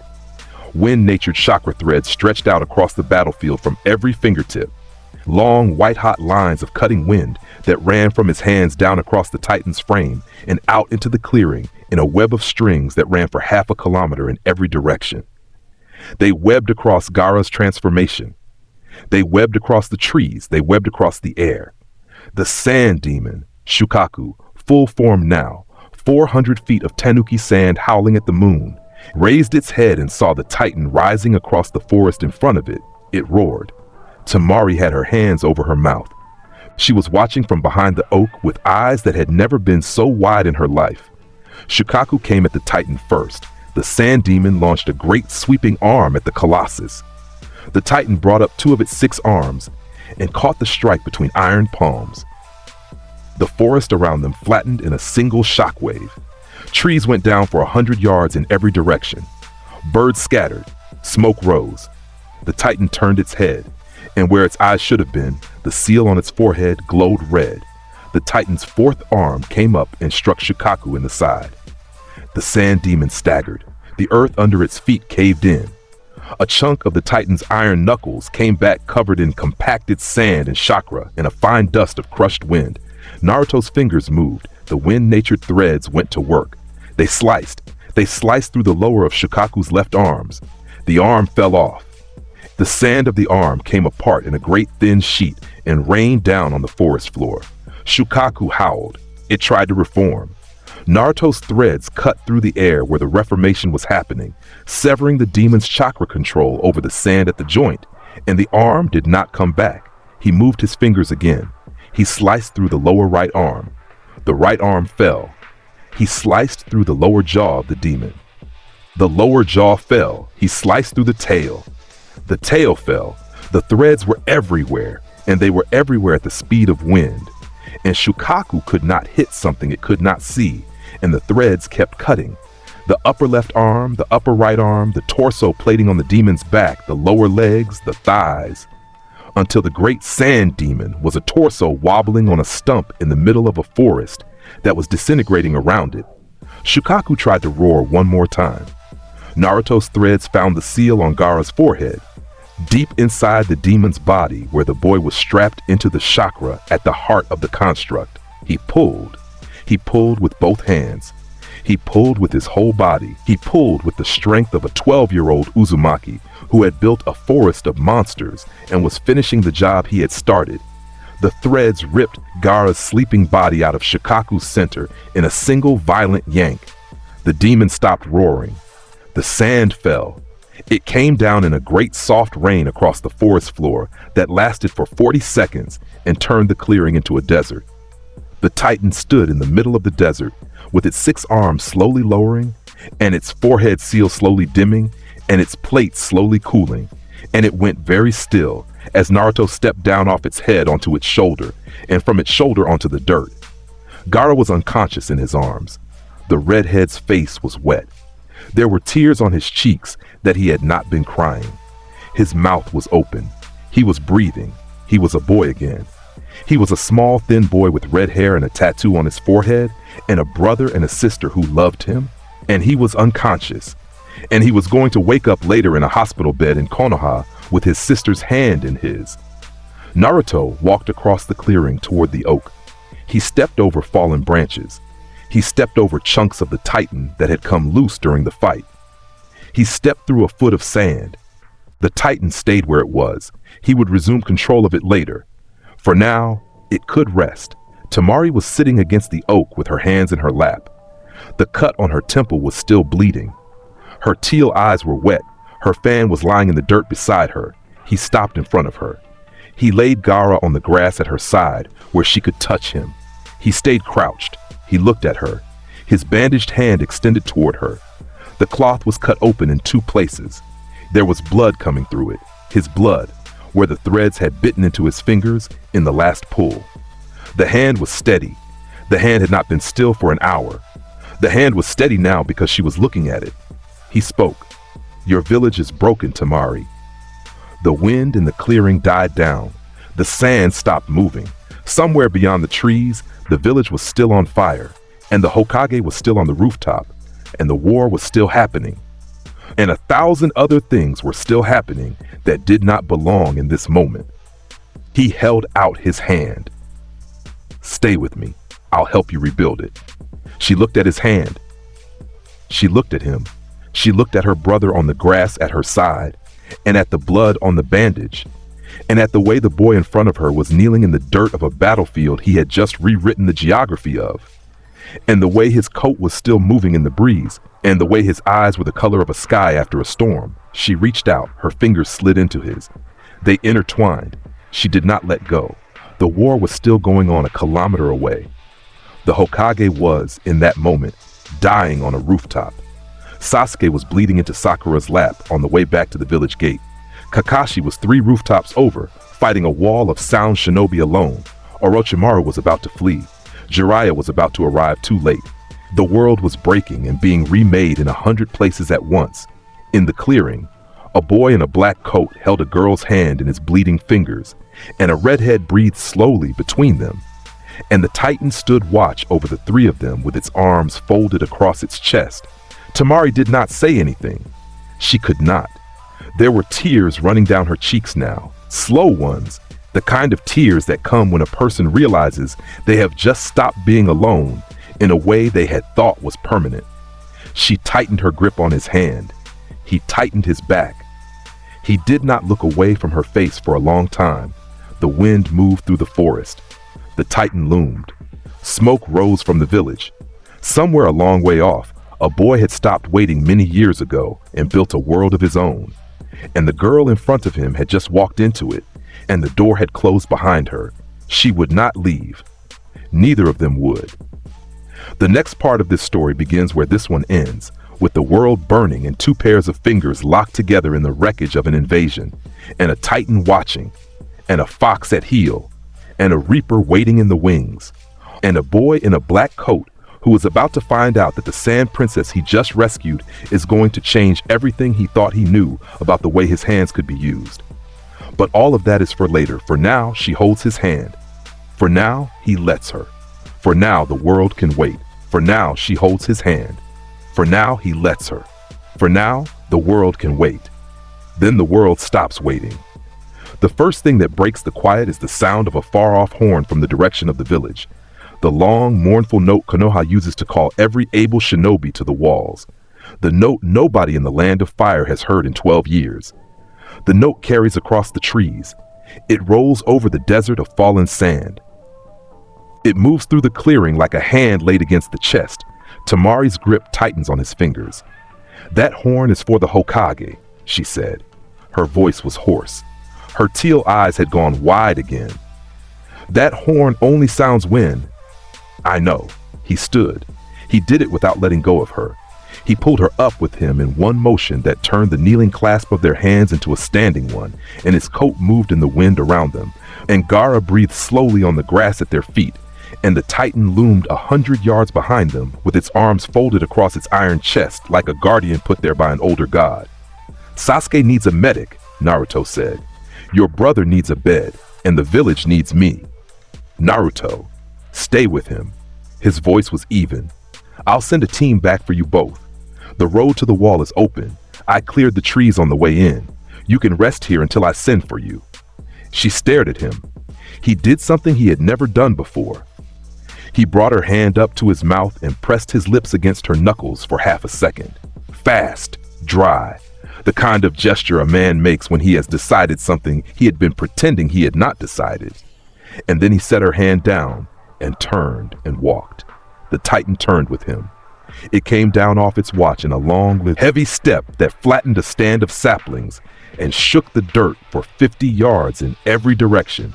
And then the Colossus knelt, and Naruto walked up the slope of its arm and stood on its shoulder, and the Titan rose to its full height again and began to move toward the smoke on the horizon. Tamari watched him go. She watched until the Titan's silhouette was a moving mountain against the gray morning sky, and his coat was a smudge at its top. And then she sat down beside her brother on the grass, with the wind chime ringing somewhere in her chest, and she put her hand on Gaara's hair. And she waited. The village was a wound when Naruto walked into it. The eastern wall was on fire in 3 places. The central market had collapsed into a basin of debris that medics were already digging through. There were bodies in the streets. There were children crying behind doors that other children had locked from the inside while their parents were elsewhere. The sand troops who had survived were laying down their weapons under the eyes of Konoha Jonin, who had stopped killing them an hour ago when the sand commanders called the retreat. The sound forces had vanished into the trees the moment Orochimaru's barrier dropped. Naruto walked through it with his hands in his coat pockets. Shinobi looked at him as he passed. Some of them stepped out of his way. Some of them put a hand to their forehead protector in a small, unprompted gesture that nobody in the village had ever made toward him before. He did not return the gestures. He walked past them all, and he kept walking, because there was a rooftop at the center of the village, and there was a man on the rooftop, and the horn had told him what he was going to find when he got there. Sarutobi Hiruzen was lying on the tile of the Hokage Tower with his hat beside him and his hand around the hilt of the blade he had drawn for the last time in his life. The Reaper death seal had gone through him. The cost of pulling Orochimaru's arms out of the world had been the rest of him. 2 Anbu were kneeling at his side. Jiraiya was standing 3 paces behind them with his hand over his mouth and tears running down into his beard and a shape on his face that the Sannin had spent 40 years learning how to hide and had given up on hiding 20 seconds ago. Naruto stopped at the edge of the rooftop. He did not climb the last step. He stood there with his bandaged hands at his sides, and he looked at the body of the man who had brought him a bowl of ramen on his 8th birthday and ruffled his hair and walked away looking tired. And the cold spot under his ribs that had lived there since he was 8 years old grew, just a little, into something the shape of a missing room. He stood there a long time. When he climbed the last step, he did it slowly. He crossed the tile to where the old man lay. He crouched down. He did the only thing he knew how to do at moments like this. He reached into his coat, pulled out a strip of bandage, and laid it across the old man's chest. And then he placed his bandaged fingers on top of the bandage, and he breathed in once, and he breathed out once, and his fingers warmed against the fabric, the way they warmed against a seal he was finishing. He did not say anything. Jiraiya put a hand on his shoulder. The Toad Sage's grip was heavy. Naruto did not look up. Sensei sent his last orders before he went out, Jiraiya said. The voice was wrecked. He named you in them, kid. He did? He said, tell the Uzumaki boy I'm sorry it took me this long to see him. Tell him to keep building. Tell him the village is going to need his hands. Naruto closed his eyes. He kept them closed. The wind moved across the rooftop and caught the edge of his coat and lifted it once and then settled it again. Tell him I heard him, Naruto said. He's gone, kid. I know. Tell him anyway. Jiraiya put his other hand on Naruto's other shoulder. He stood there with both hands on the boy's back for a long moment. Then he stepped away, and Naruto rose, and the two of them walked down off the rooftop together. The village buried Hiruzen Sarutobi 3 days later. The funeral was held in the rain, because Konoha funerals are always held in the rain, whether the rain wants to come or has to be fetched. And the priests had decided, looking at the sky, that the rain wanted to be here today. The whole village turned out. The shinobi stood in their blacks. The civilians stood behind them. The daimyo of fire arrived with his retinue and stood at the front and said the right words, and then stood back and was quiet, because there were things even a daimyo could see in the room that called for quiet. Naruto stood at the back. He did not wear black. He wore the same high-collared coat the color of midnight that he had worn since he was 9 years old, and he stood with his hands in his coat pockets, and he watched. Iruka came and stood next to him at one point. Iruka had been crying. Iruka had given the eulogy. Iruka had taught the Hokage's grandson, and the Hokage's grandson had loved him, and Iruka could not stop the tears running down his face during the speech, and had read his entire eulogy from the page with rain on the paper. He stood next to Naruto for a long time without saying anything. Eventually he said, "You came." Naruto said, "He was the first person in this village who looked at me like I was something worth looking at." Iruka swallowed. He nodded. He put a hand on Naruto's shoulder for half a second, and then took it away. "He saw you, Naruto." "I know he did." "Did you want him to?" Naruto thought about that. He thought about it for a long time. The rain ran off his collar. By the end, he said, "Yes." Iruka nodded again. He walked away through the rain. Naruto stayed at the back of the crowd. He went to the memorial stone the morning after. The rain had stopped. The sky was a flat gray that held the village in a kind of stillness only Konoha gets after a death of that size. He walked through the eastern training grounds to the stone with his hands in his coat pockets and his coat still moving around him. And the new names had been freshly carved into the granite, and Hiruzen Sarutobi's name was at the top of the list. And below his name were 31 others. He read every one of them. He stood in front of the stone for the length of time it would take a man to recite a long prayer he had memorized and forgotten the meaning of. He did not pray. He stood. He read the names. He read them a second time. He read them a third. He heard her step before he turned. Tamari came through the trees with her fan on her back and her hair down and a fresh bandage on her temple, and she stopped 2 paces behind him, and she did not close the gap. She did not open it. She stood there with her shoulder 2 inches from his, and she waited. She had ridden through the night with Gaara's body slung between her and Kankuro across 2 horses, and she had handed her brother off to a Konoha medic team at the gate, and she had washed her face in a basin in the medic tent and tied her hair up and untied it again. And she had walked out of the tent and asked the first Chunin she saw where Naruto Uzumaki was, and the Chunin had pointed. She found him here. She stood beside him. She did not say anything for a long time. Eventually she said, "You knew him, didn't you?" It was a statement. He answered it like one. He was the first person in this village who looked at me like I was something worth looking at. She did not try to fix it. She did not try to make it smaller. Like, she stood beside him and she let the words be what they were, and the wind moved through the trees, and somewhere in the village a bird called once and was answered, and the gray morning held them in it like water holds two stones. After a while she said, "How are your hands?" He looked down at them. The bandages were fresh. The cuts under them were almost healed already. Uzumaki blood does what Uzumaki blood does. He flexed his fingers. He spread them. He folded them back into his coat pockets. They work. Good. We're going to need them. He turned his head and looked at her. The corner of his mouth moved. "We? Don't make me say it. Princess, say it." She bit the inside of her cheek. She held his eyes. "We," she said. He nodded once. He looked back at the stone. The two of them stood there together in front of the names of the dead, and the wind moved his coat against her sleeve. And she let it. Tsunade's name came up that afternoon. The council met in the chamber under the tower with the wreckage of the Hokage's seat at the front of the room, and the elders in their grays at the long table, and a representative from the daimyo's office sitting in the corner with a brush and a scroll. They argued for an hour about Danzo. They argued for an hour about Jiraiya. They argued for 15 minutes about Kakashi, who had publicly declined the consideration with one hand still on his book. They argued for 30 minutes about Tsunade, who was somewhere in the country and could be brought home if anyone could find her. Jiraiya said he would go. Naruto, who had been sitting in the gallery uninvited, stood up. "I'll go with him." Homura turned in his seat.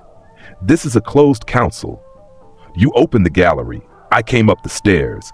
Send a clan head to remove me if you want me removed. Otherwise, I'm going." The chamber went still. Koharu opened her mouth, closed it, looked at Homura. Homura looked at Jiraiya. Jiraiya was smiling under his hand.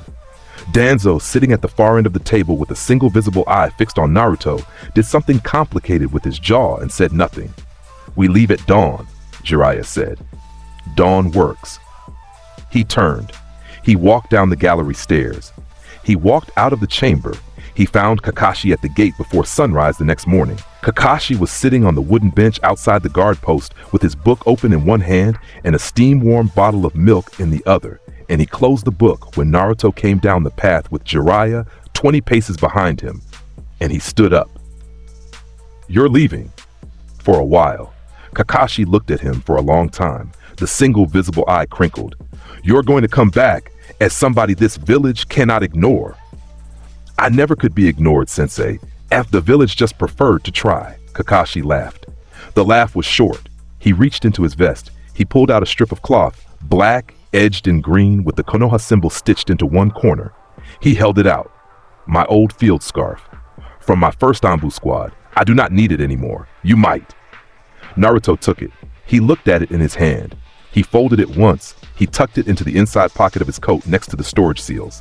"Thank you." "Naruto," Kakashi's voice had changed. "Whatever you build out there, bring it home. We're gonna need it." "I know. Bring yourself home too." Naruto looked up.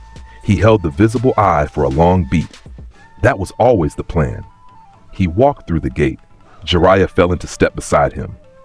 The two of them disappeared into the morning fog on the road north, and the gate guard, who had been watching the exchange from the booth, wrote down the time and date in his ledger with a hand that was shaking just slightly because he had been on duty the morning Minato Namikaze had walked out of those gates for the last time, and this morning had felt, for a moment, exactly like that one. Naruto built Sovereign on the road. He did it in the evenings, after the day's walking was done and the campfire was up, and Jiraiya had wandered off to do whatever a toad sage does in the woods after dark. He carried the materials in a storage scroll the size of a paperback. He laid out the parts on a piece of oiled canvas at the edge of the firelight and worked them with the small straight knife and the thin file and the bandaged fingers that had built every other puppet he owned.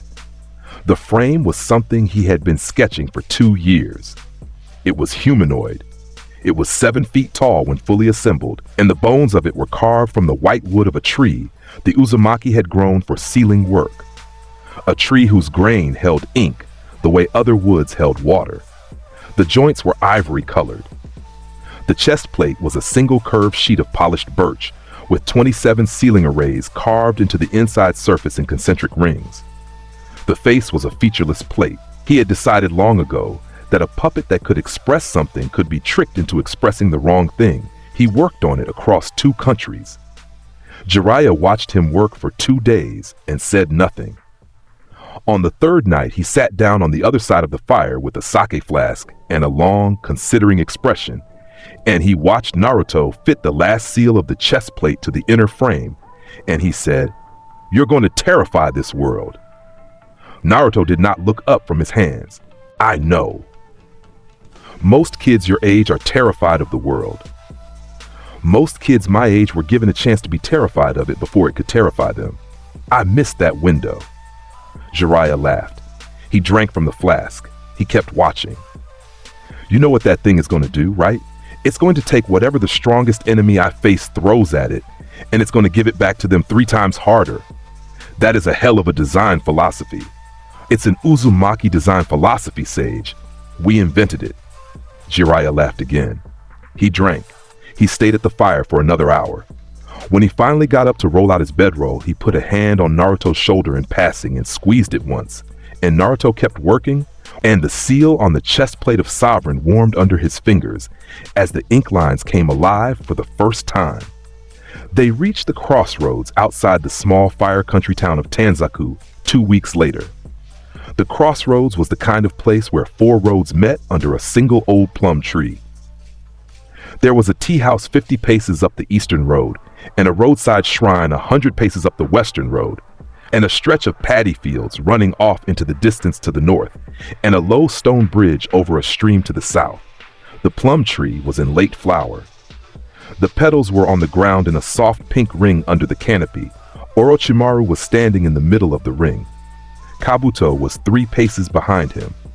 Both of them were wearing the high-collared travel cloaks of the Sound, and Orochimaru's left arm was wrapped in bandages from wrist to shoulder under the cloak. And his eyes were the same gold they had always been, and his smile was the same wide, wet thing that had walked into the forest of death 3 months ago and walked out laughing. Jiraiya stopped at the edge of the ring of petals. Naruto kept walking. He stopped 2 paces inside the ring.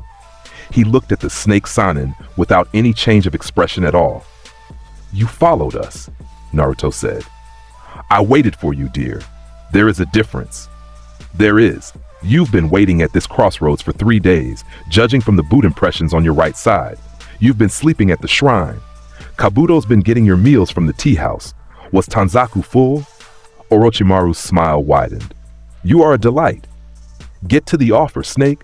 The flowers are nice, but I have somewhere to be." The smile flickered. It came back. The snake Sanin spread his good arm. The bandaged one, by the angle of it under the cloak, was no longer entirely an arm. "I have come," Orochimaru said, "to offer you what your village can never give you. I have come to offer you a place at my side. The Sound has resources. The Sound has texts. The Sound has the kind of forbidden knowledge that makes Uzumaki sealwork look like a child's first calligraphy. Come to me. Bring the kyubi. Bring those clever little hands. I will give you a laboratory the size of a city. I will give you a continent of subjects. I will give you the chance to build the kind of monster the world has only ever dreamed of." He extended his good hand. Kabuto's hand had drifted to the kunai at his back. Jiraiya, behind Naruto, had gone very still in the way the Toad Sage went still when he was a heartbeat from the Sage mode he kept hidden from most company. Naruto looked at the offered hand. He looked at the snake. He smiled, a small, dry smile. He spoke softly. "That was a long way to travel to make an offer you knew I was going to turn down." Orochimaru laughed. The laugh did several things. It dropped the cloak off his bandaged arm. or what was left of his arm, which was now a writhing, dark mass of partially rejected flesh. It signaled Kabuto, who drew. It activated a bind seal Orochimaru had buried in the dirt under the plum tree 3 days earlier, which lit up around Naruto's feet in a circle of red ink, and tried very hard to lock his ankles in place. Naruto's chakra threads cut through the seal before the ink had finished completing. He had laid them in the moment he stepped into the ring. The threads severed the binding circle in 12 places at once. The ink died. The seal failed. Kabuto came at Naruto in a blur of medical chakra and a kunai aimed at the back of Naruto's neck, and Naruto's left hand came out of his coat pocket, and a single wind-natured thread caught Kabuto's wrist and stopped the strike a finger width from his collar. "Kugutsu no Jutsu," Naruto said, almost conversationally. "Reaper." The Reaper unfolded out of the empty air at his back, cloak the color of starless midnight, hood pulled forward, scythe on its right shoulder, the wind channel array along the shaft humming pale amber to life.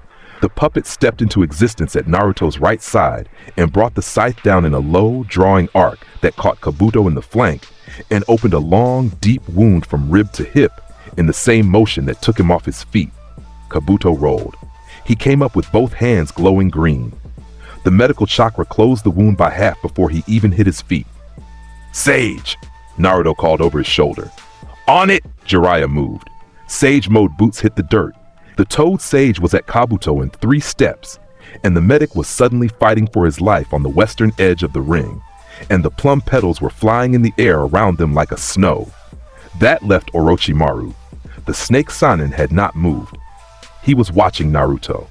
The bandaged arm had unwound itself from the cloak entirely now, and the mass of partially rejected flesh had begun to extend in long, wet ropes that ended in mouths. 8 of them. The 8 branches of the snake, the technique Orochimaru saved for his most dangerous fights. Each rope mouth had teeth. Each rope mouth was a separate combatant. Each rope mouth could deliver a paralytic venom in a single strike. He extended the kusanagi from his throat in a long, wet motion. He laughed. "Let us see, dear, if your hands are as fast as your mouth." Naruto's right hand came up. 8 wind-natured chakra threads spread from his fingertips. Ashura unfolded out of the air at his left side. The new Ashura, the one he had finished rebuilding on the road 3 nights ago. The 8-armed siege colossus with 2 of its arms folding inward to form a full-body shield and 2 functioning as chakra cannon barrels charged by Fuinjutsu seals. The puppet locked into combat stance with a sound like a hammer striking iron. The snake came at them. 8 rope mouths struck at once. The kusanagi came at Naruto's chest. Orochimaru's good hand reached for Naruto's throat. Every angle of attack was open at the same time. It was the kind of attack that had killed 2 members of the 12 Guardian Ninja and a former Mizukage and 1 Stone Sanin in his lifetime, and it came at Naruto from every angle at once like a wave. "Wind release," Naruto said. "Vacuum web." The 8 threads from his right hand unwove themselves into 128 finer threads. The threads hit the snake's incoming attack from every direction at once. They sliced. The 8 rope mouths came apart at the joints in the air. They fell to the dirt in pieces and dissolved in white smoke. The kusanagi did not dissolve. It came at Naruto's chest at a speed nobody who had ever fought Orochimaru had been able to track. Sovereign stepped out of the storage seal in Naruto's coat. It was the first time. The puppet rose from the seal in a single, seamless motion that did not announce itself. No smoke, no flare, no shout of a technique name. It was just suddenly there, between Naruto and the blade, and the 7-foot featureless white-jointed body opened both palms and caught the kusanagi between them. The blade hit the palms. The seals on Sovereign's hands lit pale amber. The kusanagi stopped. The kusanagi did more than stop. The kusanagi began to be drank in. The chakra blade composition of Orochimaru's signature weapon, the part of it that was sword, and the part of it that was extension of his own chakra, began to flow from the blade into Sovereign's palms in a slow, steady transfer that the snake Sanin could feel in his own chest the moment it began. Orochimaru's gold eyes went very wide. "What?" Naruto's voice was even. "Sovereign redirect." Sovereign closed both palms around the blade. The seals along the chest plate lit. The transfer accelerated. The kusanagi was pulled out of Orochimaru's throat in a long, fast withdrawal that ended with the blade fully inside Sovereign's chest cavity, and the snake Sanin staggering backward with white smoke pouring out of his mouth where the sword had been moments earlier. Sovereign opened its palms. The kusanagi came back out, but not as a blade. It came out as a wave of compressed chakra at 3 times the input-output, shaped along the same chakra signature as the snake's own jutsu, fired in a flat, horizontal sheet across the ring of petals. The wave hit Orochimaru where he stood. The wave drove him backward through the plum tree. The wave flattened the plum tree. The wave kept going for 40 yards past the tree and tore a furrow in the dirt that you could have laid a man down in. Orochimaru was at the bottom of the furrow. He was alive. He was barely alive. The new body he had stolen from a sound shinobi 6 weeks earlier was stripped halfway to bone along his left side. His right shoulder had separated. The 8 branches had been severed at the chest. The kusanagi was gone. The smile was still on his face, because the smile was the last thing that would leave him. But the eyes above the smile had stopped laughing. He tried to make a hand sign. Naruto's wind thread severed 3 of his fingers before they could complete it. Orochimaru looked down at his hand. He looked up at Naruto. The smile flickered. "Such a waste," he said. "Yes." Naruto walked forward.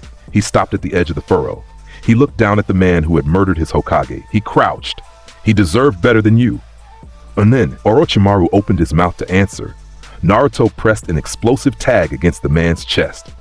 The seal had been folded into his palm since the moment the kusanagi had stopped against Sovereign's hands. The detonation was a low, contained crump that did very little damage to the surrounding ground and a great deal of damage to what was lying in the furrow. Naruto stood. He flexed his fingers. Behind him, Kabuto had broken off from Jiraiya and was running through the paddy fields. Jiraiya was watching him go without pursuing. The Toad Sage's chakra signature had wound down out of Sage mode, and he was breathing hard, and his sleeve had a long gash in it that was already bleeding. Naruto walked over to him. "Should I chase him?" "Let him go. He'll surface again. They always do." "You sure?" Jiraiya looked at the furrow. He looked at the stripped body inside it. He looked at the boy who had done it and had spoken 11 words over the result. "Yeah," he said. "I'm sure. He doesn't have a master to crawl back to anymore." Naruto nodded once. He looked down at his hands. The bandages were torn. He flexed his fingers. He turned to face the road north. "Tsunade. Tsunade, she's 2 days west. I know which gambling house. Let's go." They walked. They found her in a gambling house in the next town over. The house was a low wooden building with paper screens and a smoke-darkened ceiling, and a long table at the back where a woman in green was sitting with her face in her hands, and a sake flask half empty at her elbow, and a stack of IOUs at her right hand that would have bankrupted a small fishing village. Shizune was sitting 2 stools down, looking miserable. Tonton was on the floor with its leash around the leg of Shizune's stool. Naruto walked across the floor of the gambling house. He stopped at Tsunade's table. He pulled out the chair across from her. He sat down. She did not look up. "I've heard about you," she said into her hands. "I do not want to do this. I do not want to hear what you have to say. I do not want to be Hokage. Go away." Naruto poured himself a small cup from her flask. He drank it. "You are the greatest medical ninja alive, and you are hiding in a card game. That is embarrassing." She lifted her head. She looked at him. The honey-brown eyes had been waiting to be furious, and they were furious for half a second, and then they were something else. They were a long, slow recognition that took a full breath to land. She said, "You remind me of him." "I get that a lot. He died." Some people decide what their life meant before they do. He did. You haven't." She stared at him for a very long time. Shizune, 2 stools down, had stopped breathing. Tonton on the floor had opened both eyes. Tsunade picked up the flask. She poured another cup. She drank it. She set it down. She poured another. She pushed it across the table to Naruto. He picked it up. He drank. She said, "What do you want from me, Uzumaki? Come home. Be the Hokage. Pay your debts after. The village is bleeding. I haven't healed anyone in 10 years. Then it's time you remembered how. The hands work even when you don't use them. They've been waiting." Tsunade looked at her own hands on the table. They were shaking, very slightly. They had been shaking very slightly for 10 years. Her heir had died with the necklace of the senju on his throat, and her brother had died at 24 in a war, and her lover had died on a bridge with rain on his face, and her hands had been shaking ever since, and she had been telling herself for a decade that the shaking meant her hands were done. She put the cup down. She looked up at the boy across the table. You are 12 years old. I am 13 in 3 months. You walked into a gambling house and asked the slug Sanin to come home and run a village. I walked into a gambling house and told the slug Sanin she was wasting herself. Whether she comes home and runs a village is up to her. I'm not going to beg. Tsunade laughed. It was the first laugh she had laughed in a long time. It was loud. It was rough. Shizune looked over at her like she had walked in on a stranger. I'm watching you outside in the morning, Uzumaki, Tsunade said. Whatever you do with those hands of yours, I want to see it. If I am unimpressed, I am staying here. If I am impressed, I will come. Bring the slug. Excuse me? Bring the slug. Katsuyu. I want to see the chakra network on her bond. I have a project I am thinking about. Tsunade stared. Then she laughed again. She poured a third cup and drank it. You are a strange child. I get that a lot too. In the morning, in the courtyard of the inn behind the gambling house, Naruto ran his puppets through the calibration drill he ran every 4th morning, whether he was on the road or at home. The drill was something he had built himself over the years. It moved each puppet through a sequence of 120 distinct motions in 3 planes, with chakra threads at full extension and at minimum extension and at every gradation between. And it took 12 minutes from start to finish. Tsunade came out into the courtyard with Shizune behind her and a cup of tea in her hand. She watched. Kitsune ran the first sequence, a low ambush pattern, 4-legged, the obsidian eyes flicking through angles of attack across the courtyard's empty space. Ashura ran the second sequence, the 8-arm siege drill, the new arms locking and unlocking into shield and cannon configurations in a pattern Tsunade had never seen done before. The Reaper ran the third sequence, silent, impossible to track. Sovereign ran the fourth. Naruto fed it a small water release pulse from his own offhand, and Sovereign caught it in the chest seals and redirected it across the courtyard at 3 times output as a single thin lance that went through a clay practice post and the wall behind it and the air for 50 feet beyond. When the drill was over, Tsunade had drank her tea down to the leaves at the bottom and had stopped speaking entirely. She turned to Shizune. Pack. Lady Tsunade? Pack. We're going home. Shizune blinked. She turned. She started packing. Tsunade walked over to Naruto. She stopped 2 paces from him. He was wiping the joints of Kitsune down with a cloth. He did not look up. That seal work on the chest plate of the white one, she said. That is Uzumaki style absorption matrix. I have not seen that style of seal since I was a girl. The scrolls were under the old compound. How did you get them out? I went down. Tsunade looked at him for a long beat. She looked at the puppets on the courtyard tile. She looked back at him. You are exactly what this village deserves, and very nearly what it does not deserve, Uzumaki. He kept wiping the joint. You are not the first person to tell me that, Lady Senju. You will probably not be the last. She snorted. She walked away. The trip back to Konoha took 4 days. Shizune talked too much. Tauntaun slept across Tsunade's shoulders for most of it. Jiraiya kept disappearing into the woods to research. Naruto walked at the rear of the formation, with Sovereign packed back into its seal, and the new field scarf Kakashi had given him tied loose around his throat under the high collar of his coat. Tsunade became Hokage on a clear morning 4 days after they returned. She gave a short speech. She named her cabinet. She named Shizune as her assistant and Kakashi as her field commander, and Jiraiya as her intelligence advisor, and Naruto Uzumaki, in a line that startled half the chamber, as her advisor on Fuinjutsu and clan matters. She put the hat on. She walked out of the chamber with the hat on. She drank exactly 1 cup of sake at the reception and went home. That was the last public ceremony anyone in the village would see for 2.5 years. Naruto trained. He trained with Jiraiya for the first 6 months, across the country, through the land of hot water, into the land of tea and back. And Jiraiya watched him build Sovereign to completion.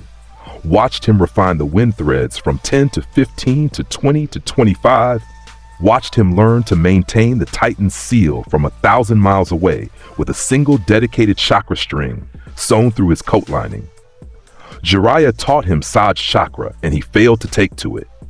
Jiraiya taught him toad summoning and he took to it well enough, but did not use it after the first month, because Naruto had decided long ago that what he summoned would be what he had built, and a toad was not something he had built. Jiraiya respected this. They moved on. He went to Suna for the first time in the autumn after the invasion. Gaara was Kazekage. Gaara had been Kazekage for 2 months. The Sand Council had made a decision. The audience would have called miraculous if they had known the inside of it.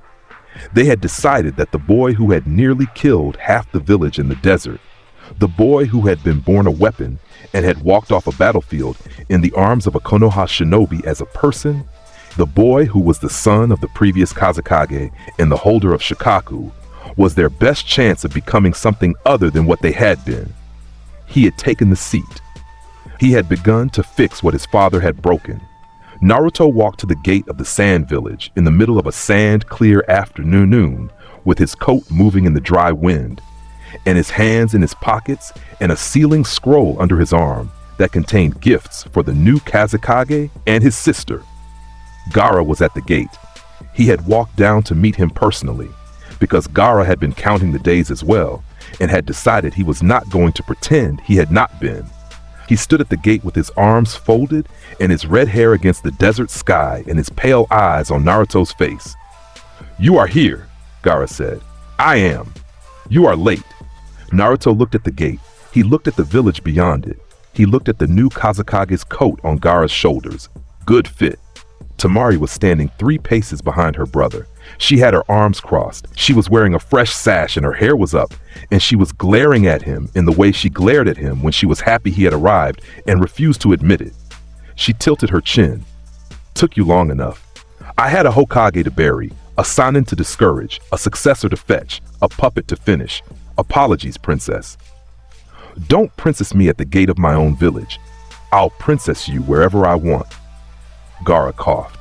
It was the kind of cough that was almost a laugh in a person who had spent most of his life unable to make either sound. He stepped aside. "Come in, Uzumaki." Naruto came in. He stayed 3 days. He delivered his gifts. He had brought Gaara a sealing scroll that contained a chakra stabilization array. Jiraiya had taught him. A seal that would help the Sand Kazekage manage Shukaku's residual chakra when he slept. And he had brought Tamari a thing he had carved himself. It was a small wooden fan, 6 inches across, articulated at the joints, with a wind channel etched into the fold. It would not break. It would never break. He had built it across 2 months, and he had built it for her hand specifically. And when he gave it to her at her brother's dinner table, she did not say anything, and she put it in her sash, and she kept it there for the next 10 years. He came back 6 months later. He stayed a week. The training in the desert took 3 of those days. He and Tamari worked in the dunes south of the village in the early morning before the heat came up. She had her fan. He had his threads. The 2 of them went at each other at full speed, wind release against wind release, her great gusts against his fine cuts, and the dunes were redrawn around them by the time the sun reached its peak each day. On the 2nd morning, she got inside his guard. He had been refining a new technique. Wind release, thread wall, a defensive web of crossed threads that hung in the air at chest height. And she had read the angle of his fingertips. And she had come at him low through a kicked-up curtain of sand.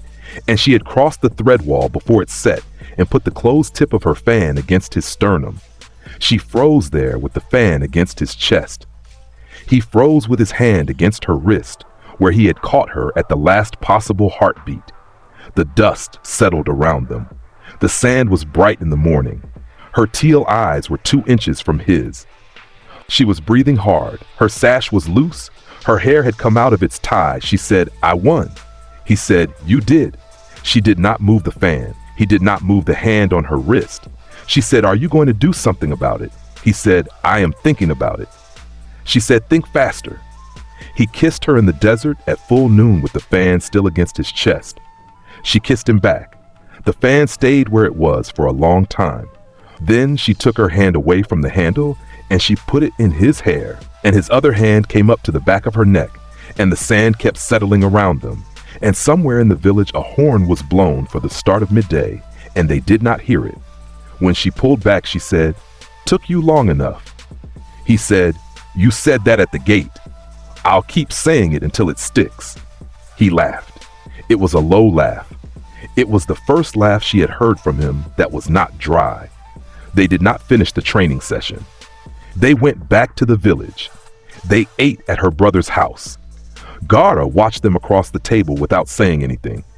And Kankuro looked at the two of them once and then at his soup and decided to keep his observations to himself for the rest of his life.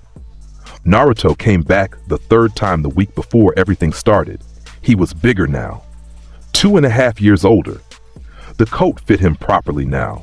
The shoulders had grown into the cloth, and the sleeves stopped where they were supposed to, and the high collar sat against his jaw like it had been cut for it. His hair was longer. He had stopped cutting it past a certain length. He carried the scarf of Kakashi's old field unit around his throat under the coat collar, and he carried the wind chime Tamari had given him at the sand gate after the first visit on the hilt of the small carving knife in his pocket, and he carried a calm that the village around him recognized when he walked through the gate. She met him at the Kazakage Tower. He had asked her to. He had asked her to come because he had something to show her. He took her out into the desert in the late afternoon. The light was long. The shadows of the dunes were running blue. He stopped in a clearing of hard sand, and he opened his coat, and he pulled Sovereign out of its storage seal in a single fluid motion that ended with the white humanoid puppet standing 7 feet tall in the sand at his right side. Tamari looked at it. She walked around it once. She stopped in front of it. "Show me." "Hit it." "With what?" "With everything." She took her fan off her back. She opened it to the third moon. She set her stance. She took a breath. Wind release. Great sickle weasel. The blast came off the fan in a horizontal scything wave that would have leveled a stand of trees. It hit Sovereign's open palms in the center of the sand. The seals along the chest plate lit pale amber. The wave was caught. The wave was held. The wave was drank in. Sovereign closed its hands. The sand in the clearing settled. Tamari blinked. She had never seen a jutsu of that size disappear into a puppet's hands before. She lowered the fan. Sovereign opened its palms. The great sickle weasel came back out at 3 times the input. It blew across the clearing in a wave that flattened the dunes for 100 yards in the direction Sovereign had been facing. And when the dust settled, there was a flat plain where there had been rolling sand, and Tamari was standing with her fan still in her lowered hand and her mouth slightly open. She closed her mouth. She said, "I want one." He said, "You can have me instead." She hit him with the fan. He caught it. She looked up at his face. He was smiling. She stayed angry for exactly 4 seconds, and then her own mouth twitched at the corner and she shook her head. "You insufferable man. Princess, don't. Princess." She put her free hand on his collar. She pulled him down to her height. She kissed him in the new flat plain in the long blue light, and Sovereign stood 3 paces away with its palms open and the seals along its chest cooling down to amber, and the sand village was a silhouette against the horizon to the north. When she pulled back, she said, "When does it start?" He said, "Soon." She said, "How soon?" He said, "A week, maybe 2. She said, "I'll be ready." He looked at her for a long time. He took a breath he did not know he had been holding for a year. "I know you will." He left in the morning. She walked him to the gate. She did not give him another wind chime because she had given him the one he was wearing, and she knew he was bringing it back. He kissed her at the gate without performing it for the guards. He walked into the desert. The sun came up over his shoulder. The sand watched him until he was a black smudge against the white horizon. The Akatsuki moved. They moved on the Jinchuriki, the way an army moves on a city. Coordinated, patient, ruthless, and certain. They started in the north. They started with the 2 tails first, and then the 3, and they killed the hosts, and they took the chakra, and they fed it to the statue at their base in the land of rain. The intelligence reached Konoha through Jiraiya's channels 3 days after the 3 tails had been sealed. The Hokage called a meeting. Naruto stood in front of the council with his hands in his coat pockets and he listened to the report. Jiraiya gave it. The faces around the chamber went pale at appropriate intervals.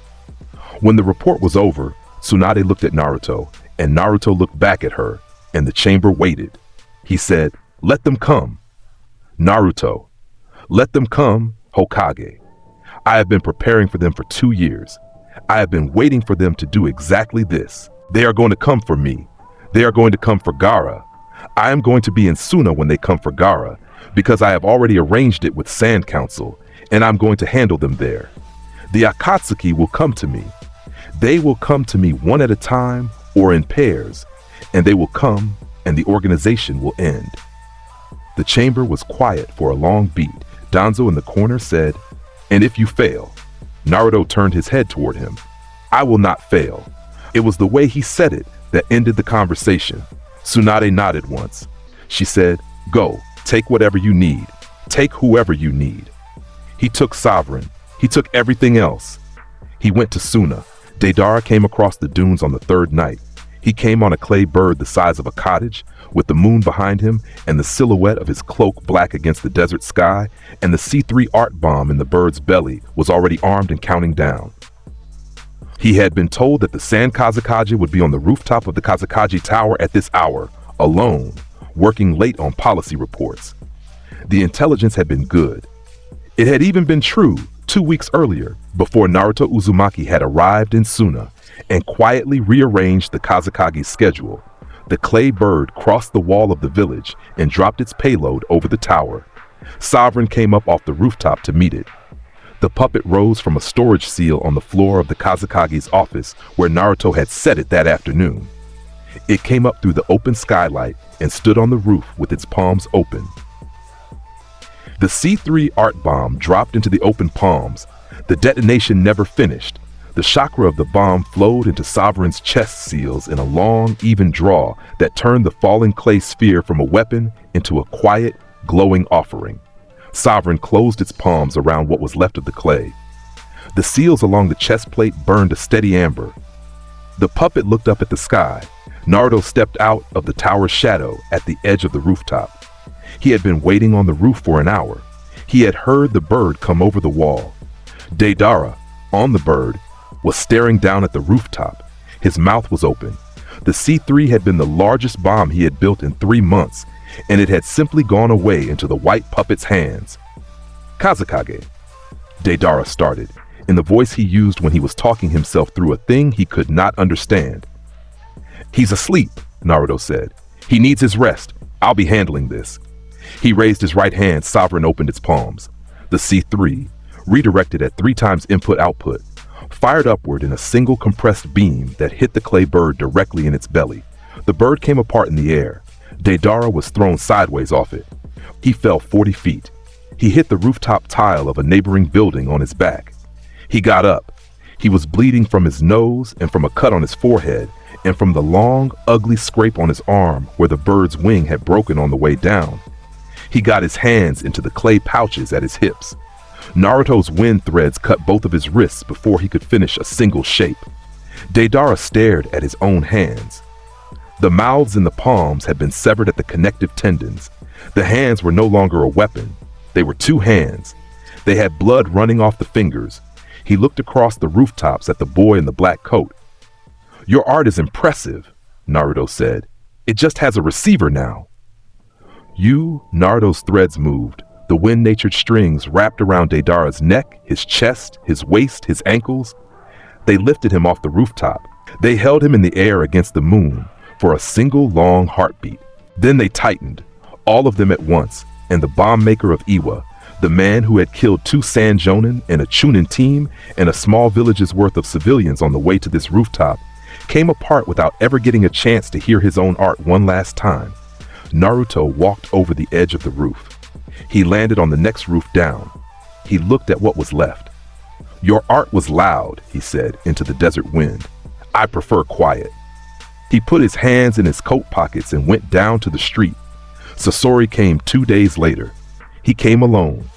He came on foot, walking out of the desert in the early morning with the Haruko shell hunched around him and the tail of the puppet trailing in the sand behind him. He stopped 100 yards from the sand wall. He waited. Naruto walked out of the sand gate and met him. The morning was cold. The sun was low. The two of them stood in the open sand 50 paces apart, and the Hiruko's poisoned tail was up over the puppet's back like a scorpion's, and Naruto's coat was moving in the wind around his ankles. Sasori spoke first. He used the voice he used inside the Hiroko shell, low and dry and inhuman. "You are the Uzumaki. I am. I have been told what you build. I have been told what you killed." A pause. The Hiruko's tail twitched. Naruto's bandaged fingers spread at his sides. The wind moved. Sasori said, "You are talented." Naruto said, "You are wasted." Then the fight began. It began the way fights between puppeteers always begin, with sand. The Hiruko's tail came at Naruto in a long, fast strike that should have caught him through the chest. Kitsune dropped out of the air at his right side and intercepted the strike with its jaw. The poison tip skipped off the obsidian eyes and sank into the dirt. Naruto's threads were already moving. They sliced the tail clean off at the third joint. The tail fell. Sasori broke out of the Hiroko shell. The shell came apart around him. Out of it stepped a figure that looked 16 years old and had been alive for 60. The human core of Sasori of the red sand, with the chakra tube in his chest and the small porcelain pale face of a sculpt boy and the sealing scroll across his back that contained the rest of his arsenal. He drew the scroll. He unsealed. 298 puppets came up out of the sand around him, the desert filled with them. Long black lines of arms and legs and faces and weapons rose out of the dunes for 100 yards in every direction. The puppets stood in formation. Each one of them was anchored to a single chakra string that ran back to Sasori's right hand. Naruto looked at them. He flexed his fingers. "Show off. You are alone, child." "Am I?" He raised his hands. Ashura unfolded out of the storage seal at his left. The Reaper unfolded out of the seal at his right. Sovereign rose out of the sand in front of him. Kitsune came back to his side with the Hiruko's tail tip still in its jaws. The four puppets locked into combat formation around him, and his wind threads spread from his fingertips in a wide white web that touched every grain of sand in front of him for 200 yards. "Kugutsu no Jutsu," Naruto said. "Four beast formation." The desert came alive. He moved Sasori's puppets first. He cut the chakra strings on them where they were thinnest, at the knees, at the wrists, at the centers of their backs. With thread cuts so fast, Sasori's eyes were a half-second behind. 40 puppets fell out of his control in the first minute. Sasori adjusted. He pulled the survivors into a tighter formation. He sent the front row in. Ashura met them. The 8-armed siege colossus stepped forward and locked into shield configuration. 2 of its arms folded into a full-body siege shield across its chest. The other 6 caught the front row of Sasori's puppets in a wooden cage and crushed them in a single slow contraction. The puppets came apart. Wood rained on the sand. Ashura unfolded the cage and crushed the next row. The Reaper went left. It moved through the second wave at a speed that turned its black cloak into a smear in the air. The scythe came down on every puppet it passed. The wind channel array along the shaft burned white. The blade did not need to touch the puppets to cut them. The wind blade off the scythe was 4 feet wide, and it sliced through anything that came within reach of it. Kitsune went right. Senbon launched out of the shoulder vents in long, tight clusters of explosive tag-tipped needles. 20 puppets went down in sympathetic detonations along the right flank. The desert lit up in small, that just contained orange flashes. Naruto pulled with both hands. Sasori's third Kazekage puppet, the one with the iron sand Keke Genkai, rose at the rear of the formation and brought up a great wall of black sand. It came at Naruto in a sweeping wave. The iron sand was the hardest material on the continent. The iron sand had killed 2 sand jonin in one swing in a previous Akatsuki engagement. Sovereign opened its palms. The third Kazekage's iron sand hit Sovereign's hands in a flat sweep. The seals lit.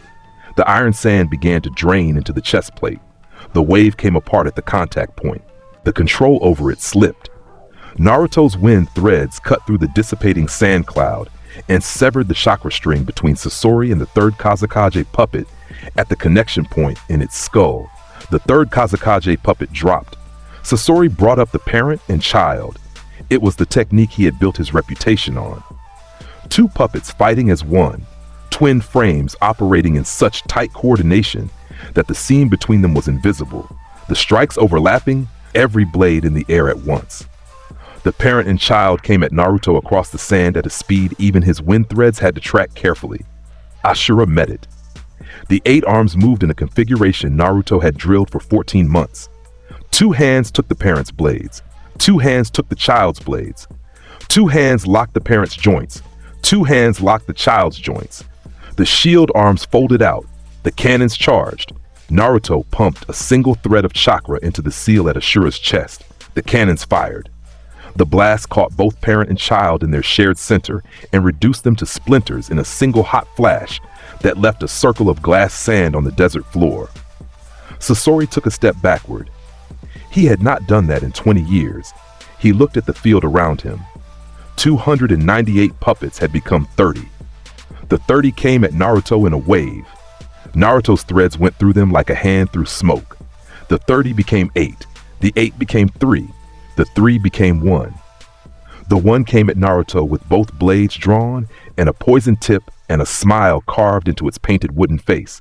And Naruto's wind thread caught it through the hilt of one of its blades and used the blade as a fulcrum to fold the puppet back on itself in a single hard pull that snapped its central spine.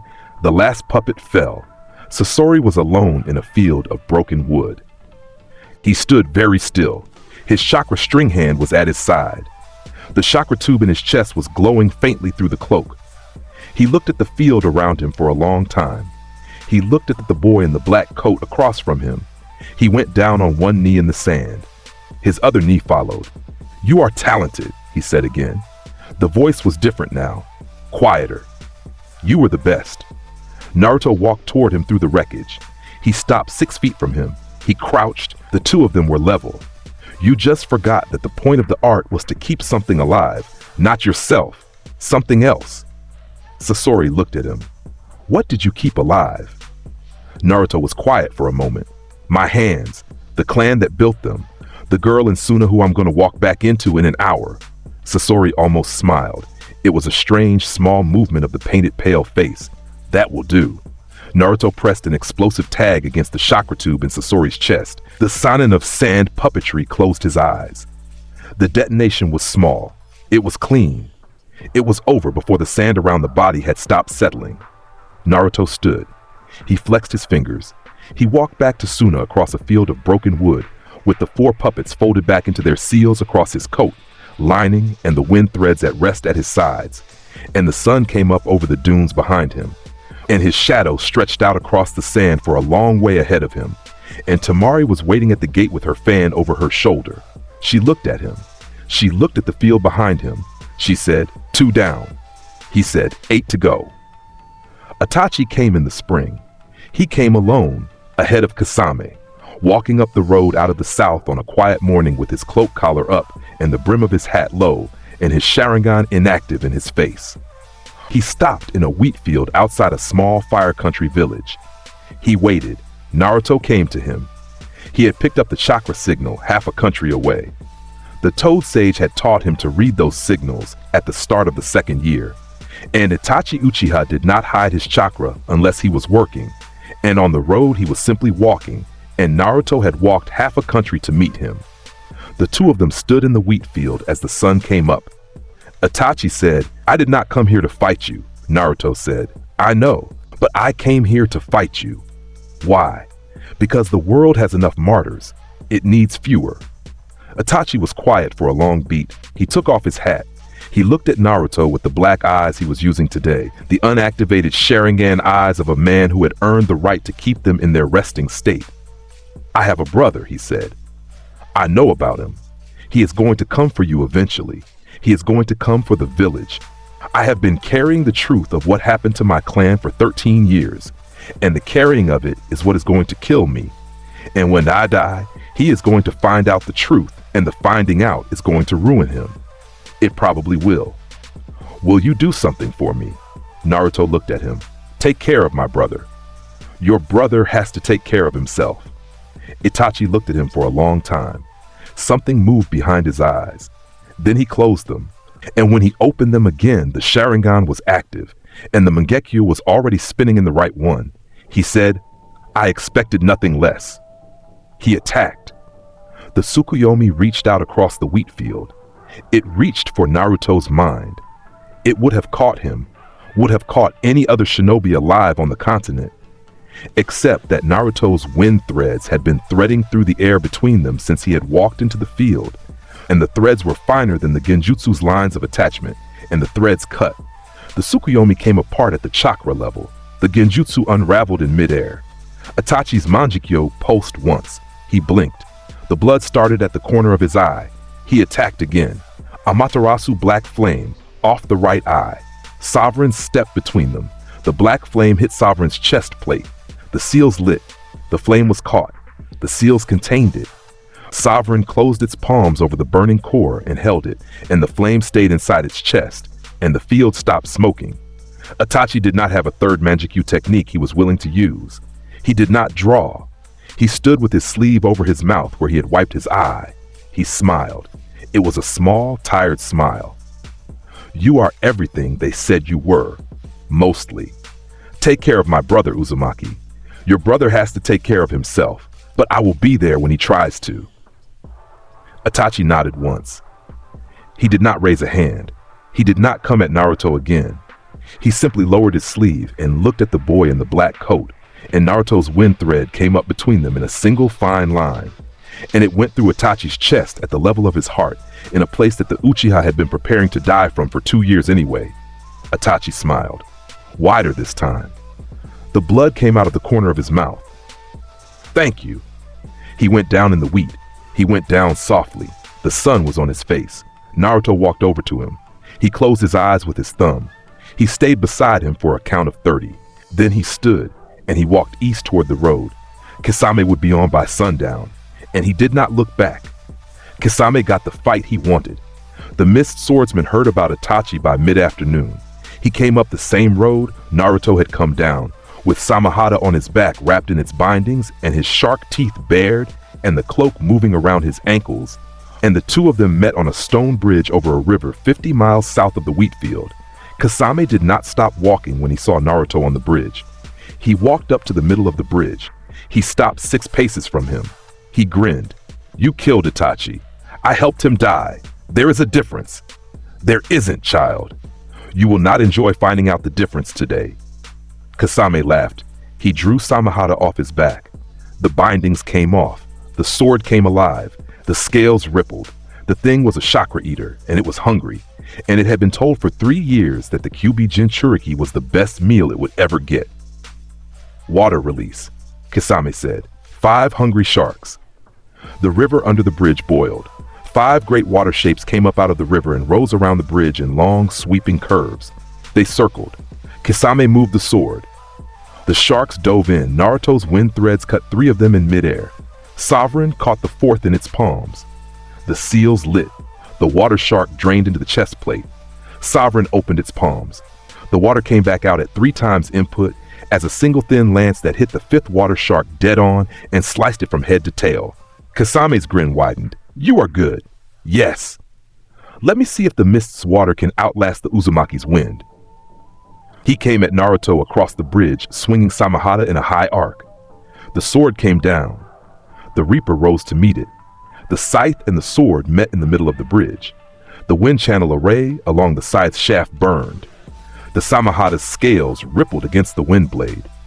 The two of them locked. Kisame put his second hand on the sword. He pushed. The Reaper's scythe split. The wind channel array along the shaft cracked under the Samahada's chakra-eating scales. The puppet jumped backward off the lock. Naruto pulled it back to his side. He looked at the cracked shaft. He smiled. "Good sword. Best sword. I'll take it after." Kisame laughed. He came at him again. The fight ran the length of the bridge and into the river beneath it. Naruto held to the bridge. Kisame fought from the river and the air. Samahada drained Naruto's threads 3 times. Sovereign drank the water. Kisame threw at him 5 times. Kitsune ran along the underside of the bridge, biting at Kisame's ankles every time he surfaced. Ashura locked Kasame in the cage twice, and Kasame broke out twice with the help of Samehada's chakra-eating ability. The Reaper got another long, deep cut on Kasame's chest before its scythe went down for repairs. It went on for 20 minutes. Kasame was laughing the whole way through. The Mist Swordsman had wanted a fight like this for 15 years. He had been in the Akatsuki for 10 of those, and he had killed his way up to the front rank. And he had been waiting for the day someone gave him the kind of fight that earned him the title he had been carrying. Today was the day. He was going to lose. He knew it 20 minutes in. He kept laughing anyway. The end came in the river. Kasame had pulled Naruto into the water. He had wrapped him in a water prison the size of a small lake. He had Samehada drinking the chakra of Naruto's wind threads at the prison's edge. He had a 5 sharks technique forming above the lake. He was going to drown the boy in the black coat in his own jutsu. Naruto, inside the prison, opened his coat. The storage seal in his coat lining flared. The Titan came up out of the riverbed. Kasame had time to look at it. He had time to recognize what he was looking at. He had time, because the Titan rose for several seconds out of the bottom of the river before its head broke the surface, and Kisame stood on the bank watching the Colossus come up out of his own water, with the same slow inevitability of the sun coming up over a bad morning. The Mist Swordsman tilted his head back. He laughed one more time. "Itachi," he said to the air, "you should have warned me." The Titan's iron palm came down on the river. It came down on Kisame Hoshigaki and Samehada both, and the river closed over the impact, and the bridge 50 paces upstream shook on its pilings, and when the water cleared a minute later, the surface was still, and the riverbed had a new crater in it, and there was nothing left to bury. Naruto stood on the Titan's shoulder with his coat moving in the wind. He looked at the bridge. He looked at the wheat field where Itachi had died. He flexed his fingers. He sealed the Titan back into the earth. He walked off the bridge. He went home. Hidan and Kakuzu came together. They were the easiest of the group. Hidan screamed about his religion the entire fight, and Naruto ran his wind threads through the man's neck and through his ankles, and through both wrists, and through the joint at his elbow, and through the base of his skull. And he separated the immortal's body into 7 pieces, and he placed each piece in a separate sealing scroll. The scrolls went into 7 different storage caves that Naruto had prepared across 3 countries. The caves were warded with Uzumaki seals that nobody alive could open. The pieces would stay in the caves for a long time. Kakuzu's 5 hearts came out one at a time in front of Sovereign. The puppet absorbed each chakra signature as the Earth Grudge Sphere was deployed, and it gave back exactly what it had absorbed at 3 times input each time. And Kakuzu lasted 4 exchanges before the 5th heart failed and the man's body simply stopped working. Naruto stood in the empty field afterward. He looked at the trees. He looked at the dirt. He said, "I see you." A figure detached from the shadow of a tree at the edge of the field. The figure was wearing a swirled orange mask. The figure had not made a sound. The figure tilted its head at him for a long beat, and then it stepped back into the tree, and it was gone. Naruto put his hands in his coat pockets. "I see you," he said again into the empty air. He went home. He went to Suna in between. He went often. The arc of the years between Sasori and the rest of it was punctuated by trips to Suna in numbers that made Kankuro stop counting at 12. The most important of those trips came in the late summer of the 3rd year. He had 2 weeks between engagements. He took a horse. He rode hard. He arrived in the morning with sand in his collar and the sun behind him. And Gaara was at the gate, because Gaara was always at the gate when Naruto arrived now. And the Sand Kazekage looked at him with the small, flat pleasure that had become in him the equivalent of a friend's smile. "You are here again. Your sister invited me." "She did not invite you. She did not tell me not to come." Gaara considered this for 3 seconds. He stepped aside. Kankuro tried to give him grief about Crow. Kankuro had been trying for 2 years. Naruto walked past him with the same complete indifference he had used the first time. And Kankuro, halfway through his speech about how his joints had been fine actually, looked at Naruto's back and trailed off into silence, and then sat down on a bench and gave up on the entire enterprise. Tamari was on the training grounds at the edge of the village. She was running wind release drills against a line of practice posts. She heard him coming. She did not stop the drill. She finished it. She put her fan on her shoulder and turned around. She looked at him. She looked at the dust on his coat. She looked at the dark line under his eye that had appeared between the second and third year. You look worse than last time. I missed you too. She stared at him. He held the stare. The corner of her mouth cracked open and she said, "There is food inside." That was how that conversation ended. They ate in her brother's house. They walked on the western edge of the village in the long afternoon. They climbed up onto a rooftop in the desert dark, the rooftop of a small building near her quarters, 4 stories up, with a flat tiled roof and a low parapet and a view of the whole village below them and the sky above them, enormous and full of stars. She had brought a blanket. He had brought a flask. They sat against the parapet with their shoulders touching. The stars were thicker over Suna than they were over Konoha. He had told her this once, and she had said, "Of course they are, because Suna does not waste them on street lamps." And he had laughed. They were quiet for a long time. She talked about Suna. She talked about the council. She talked about a stupid argument she had been having with the Kazakage's chief of staff about budget allocations for the irrigation project on the eastern wall, and how the old man kept calling her the Kazakage's sister instead of the chief diplomatic envoy, even though her actual title was the second one, and how she was thinking about putting a small explosive seal in his desk that would only go off if he used the wrong title again. He laughed at that. He kept laughing. She put her elbow against his ribs. "What are you laughing at? Putting an exploding seal in a man's desk to teach him to use a woman's title is a thing Naruto Uzumaki used to do. There is a record of it in the 3rd underground scroll. I have been waiting 2 years for an excuse to tell you. Stop. I am completely serious. Stop." It worked on the man by all accounts. He used the title for the rest of his life. She laughed. It was the laugh she had been holding back at the sand gate, and she had stopped holding it back a long time ago, and it came out warm and rough and honest in the desert dark. When the laugh died, she leaned her head against his shoulder. She said after a while, "Tell me about when you were small." He did not answer immediately. She said, "You don't have to." He said, "I want to." He told her. He talked about the apartment. He talked about the bulb in the kitchen that nobody had come to change. He talked about the rain on the night he was 8. He talked about the spiral and the stairs and the smell of cedar. He talked about the first puppet he had carved. He talked about burning 30 puppets in the back furnace one at a time. He talked about the workshop floor. He talked about being 9 and not noticing his own birthday for a week. He talked about the first time he ran 10 wind threads at once and felt them sing. He talked for an hour. She listened with her arms around her knees. She did not try to fix it. When he finished, she said, "I'm glad you had your hands." He said, "I am too. They built something worth having."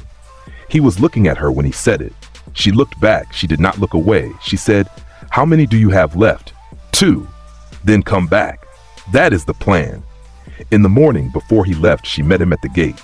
She put something in his palm, a strip of cloth from her sash, tied around a small wind chime carved from bone. He looked at it for a long moment. He looked at her. He said, "I'll bring it back." She said, "You better." He tied it to the hilt of the small carving knife in his pocket. The chime was light. It made a sound when he moved. He felt the sound against his thigh through the coat lining as he walked away from her, and he kept feeling it for the rest of the year. Pain came in the autumn. The 6 paths arrived in formation above the village on a clear morning. 6 bodies, 1 will. The will behind them was a wasted man in a tower in the land of rain who had decided that the world's suffering was a sickness only more suffering could cure. The paths descended. They descended slow. They wanted to be seen. Naruto was on the roof of the Hokage Tower with Tsunade. He had been showing her a new ceiling seal he had built, a containment array she could deploy on a wounded shinobi to stabilize them in the field. They had been talking for half an hour. The morning had been quiet. When the skyline changed, he stood up. Tsunade stood with him. "How many?" 6. Configuration says combat. "They are looking for me." "Naruto." He turned to her. She had her arm out. He looked at it. "Don't," she said. "Wait, let me get the Anbu up. Let me get Kakashi up. Let me get Hokage. Naruto. They came here to see what I am." He looked at her. He held her honey eyes. "Let them see." He stepped off the roof. He went down the side of the tower in 3 steps that were each longer than the height of a man, and he hit the street running, and his wind threads were already deploying out of his fingertips by the time his boots touched the cobbles. The civilians around him were screaming and pointing at the sky. The shinobi at the perimeter were already moving into formation. The 6 paths were descending in a slow wedge, with the Deva path at the head, and the Asura, animal, Preta, human, and Naraka paths at the wings. Naruto walked into the central square. He stopped at the fountain. He put his hands in his coat pockets. "Down here," he said. The 6 paths landed in a circle around him. The Deva path stood at the front.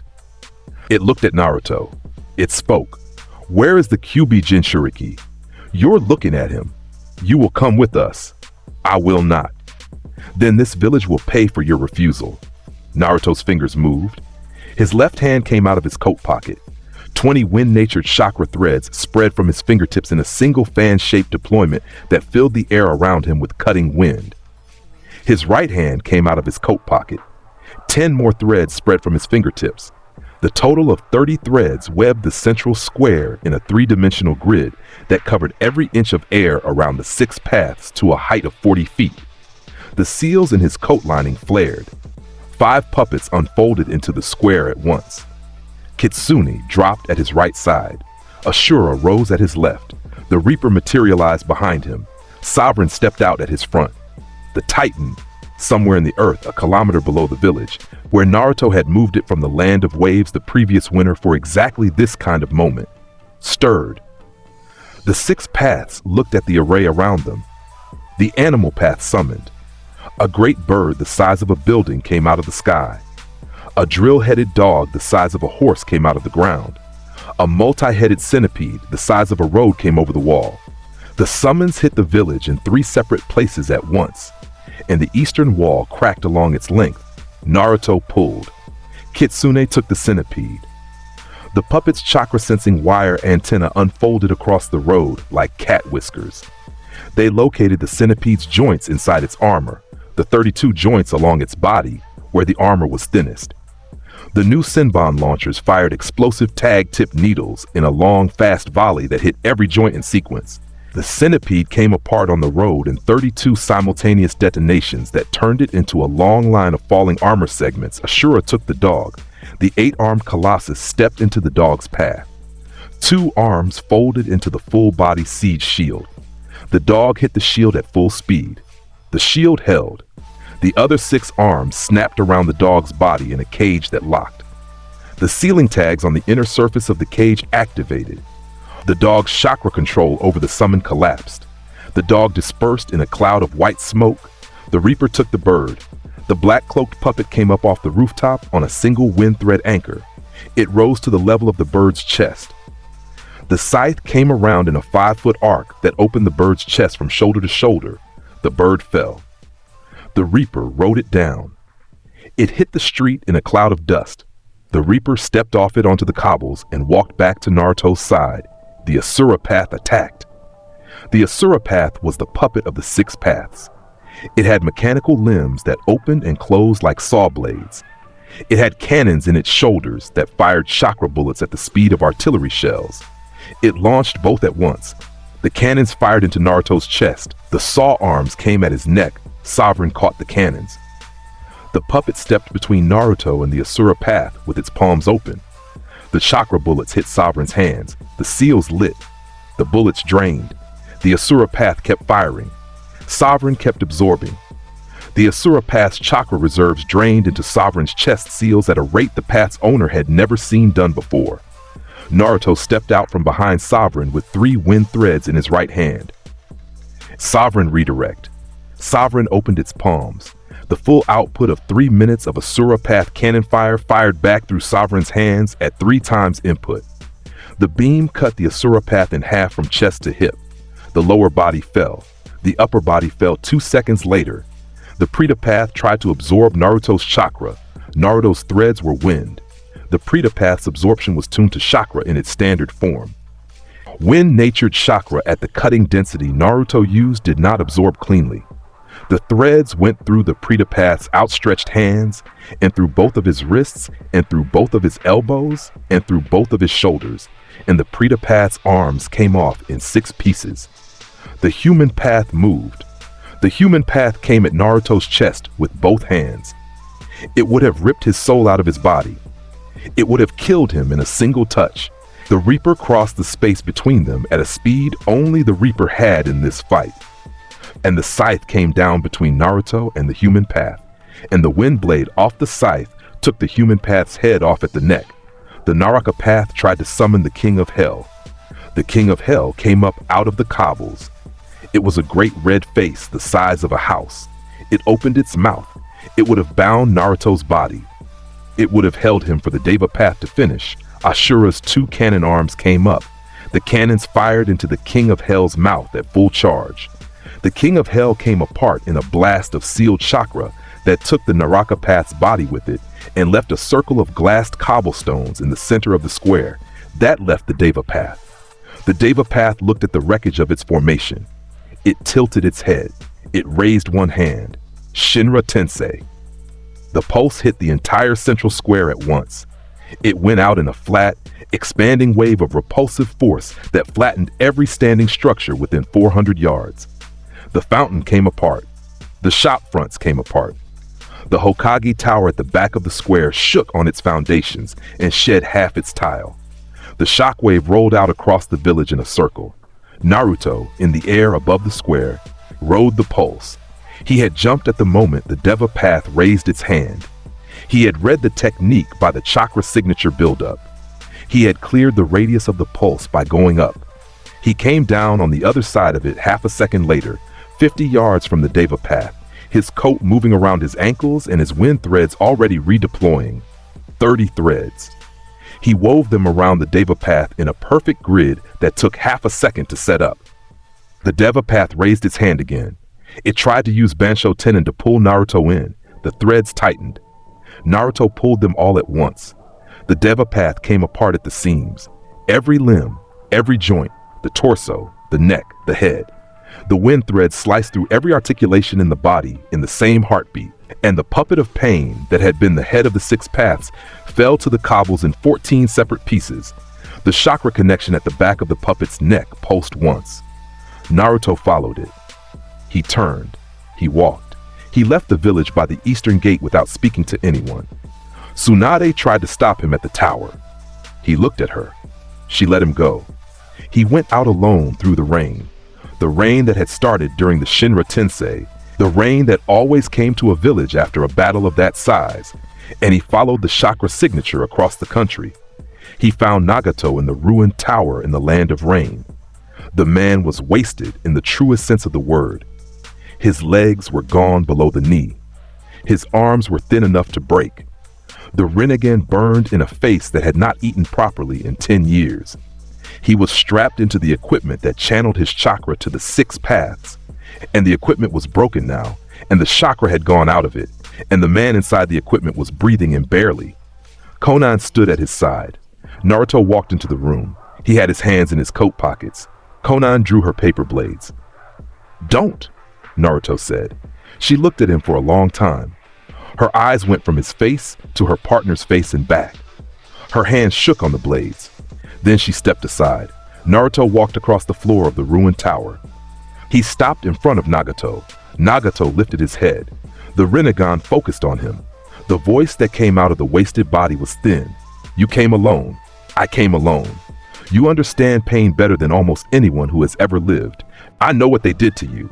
I know what your village did. You understand?" "I do." "Then why?" Naruto looked at him for a long beat. He said, "You understand pain better than almost anyone who has ever lived, and you built a religion out of it instead of a future." Nagato's lips moved. He did not answer. "What would you know about pain, child?" "I was born alone in a world that wanted me dead. I built everything I have out of scrap metal and spite. I know exactly what pain does to a person. I chose differently." "Then you are a fool." Naruto's mouth moved. The smile was small. The smile was tired. "Maybe, but I'm a living one. The Rinnegan flared. The outer path reached out. It tried to wrap Naruto in its strings. It tried to bind him at the chakra level. It was the technique of last resort, the binding the Rikudo sage himself was supposed to have invented, and it had killed 3 of Nagato's enemies in the past decade. Naruto's wind threads were faster, 16 strings. Every limb of the wasted body, the neck, the torso, the cables of the equipment, the connections to the eye sockets of the Rinnegan. The threads moved in the time it took Nagato to inhale, and they tightened in the time it took him to exhale. And the man who had built the Akatsuki and made a religion out of his own suffering looked down at the threads around him and understood that his time had run out. The fight ended in 40 seconds. Naruto crouched in front of Nagato afterward. The Rinnegan was dim. The body had stopped shaking. The breathing was slow. He said, "You could have rebuilt something. You chose this instead." Nagato closed his own eyes. Naruto put a hand against the man's forehead. He did it the way he had put a hand against Hiruzen Sarutobi's chest on the rooftop 3 years earlier. He held it there for a count of 10. He stood up. Konan was still in the doorway. He walked past her. He stopped at the door. He looked at her over his shoulder. "The Akatsuki is over. Go find something worth building." She looked at him. She did not answer. She did not have to. The set of her jaw was the answer. The way she would walk out of that tower in 3 days and dismantle every Akatsuki cell she could find before vanishing into the land of rain to rebuild something that would be hers. That was the answer. He walked out into the rain. He went home. The village had not stopped looking for him when he walked back through the gate. The rain had stopped. The morning was bright. He had the chakra receivers from the 6 paths in one hand and the activation pin for the entire operation in the other. He walked through the eastern gate at noon, with his coat moving around him and his hair pulled back and the wind chime ringing on the hilt of the carving knife in his pocket. Tsunade met him at the tower. Kakashi was beside her. Jiraiya was beside Kakashi. The whole council was on the steps. Half the village was in the square below. Tsunade took the receivers from his hand. She looked at them. She looked at him. The look on her face was complicated. She said, "You walked out, you walked back." He said, "That is what I do." She said, "You are out of villains, Uzumaki." He said, "2 more." She said, "Make it fast." He said, "I will." Sasuke came at the end of the year. He came home, but he did not come home quietly. He came across the gate at full Manjikyo activation with the Susanoo around him in its 3rd stage, and Karen and Suigetsu and Jugo 3 paces behind him. The village had been warned by a hawk. Sasuke had sent 2 days earlier. He had not been sneaking.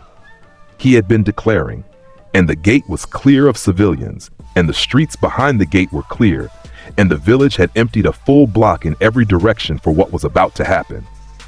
Naruto was at the gate. He had been there for 2 hours.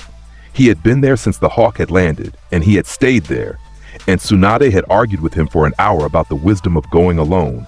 And he had said, "He came for me. He gets me."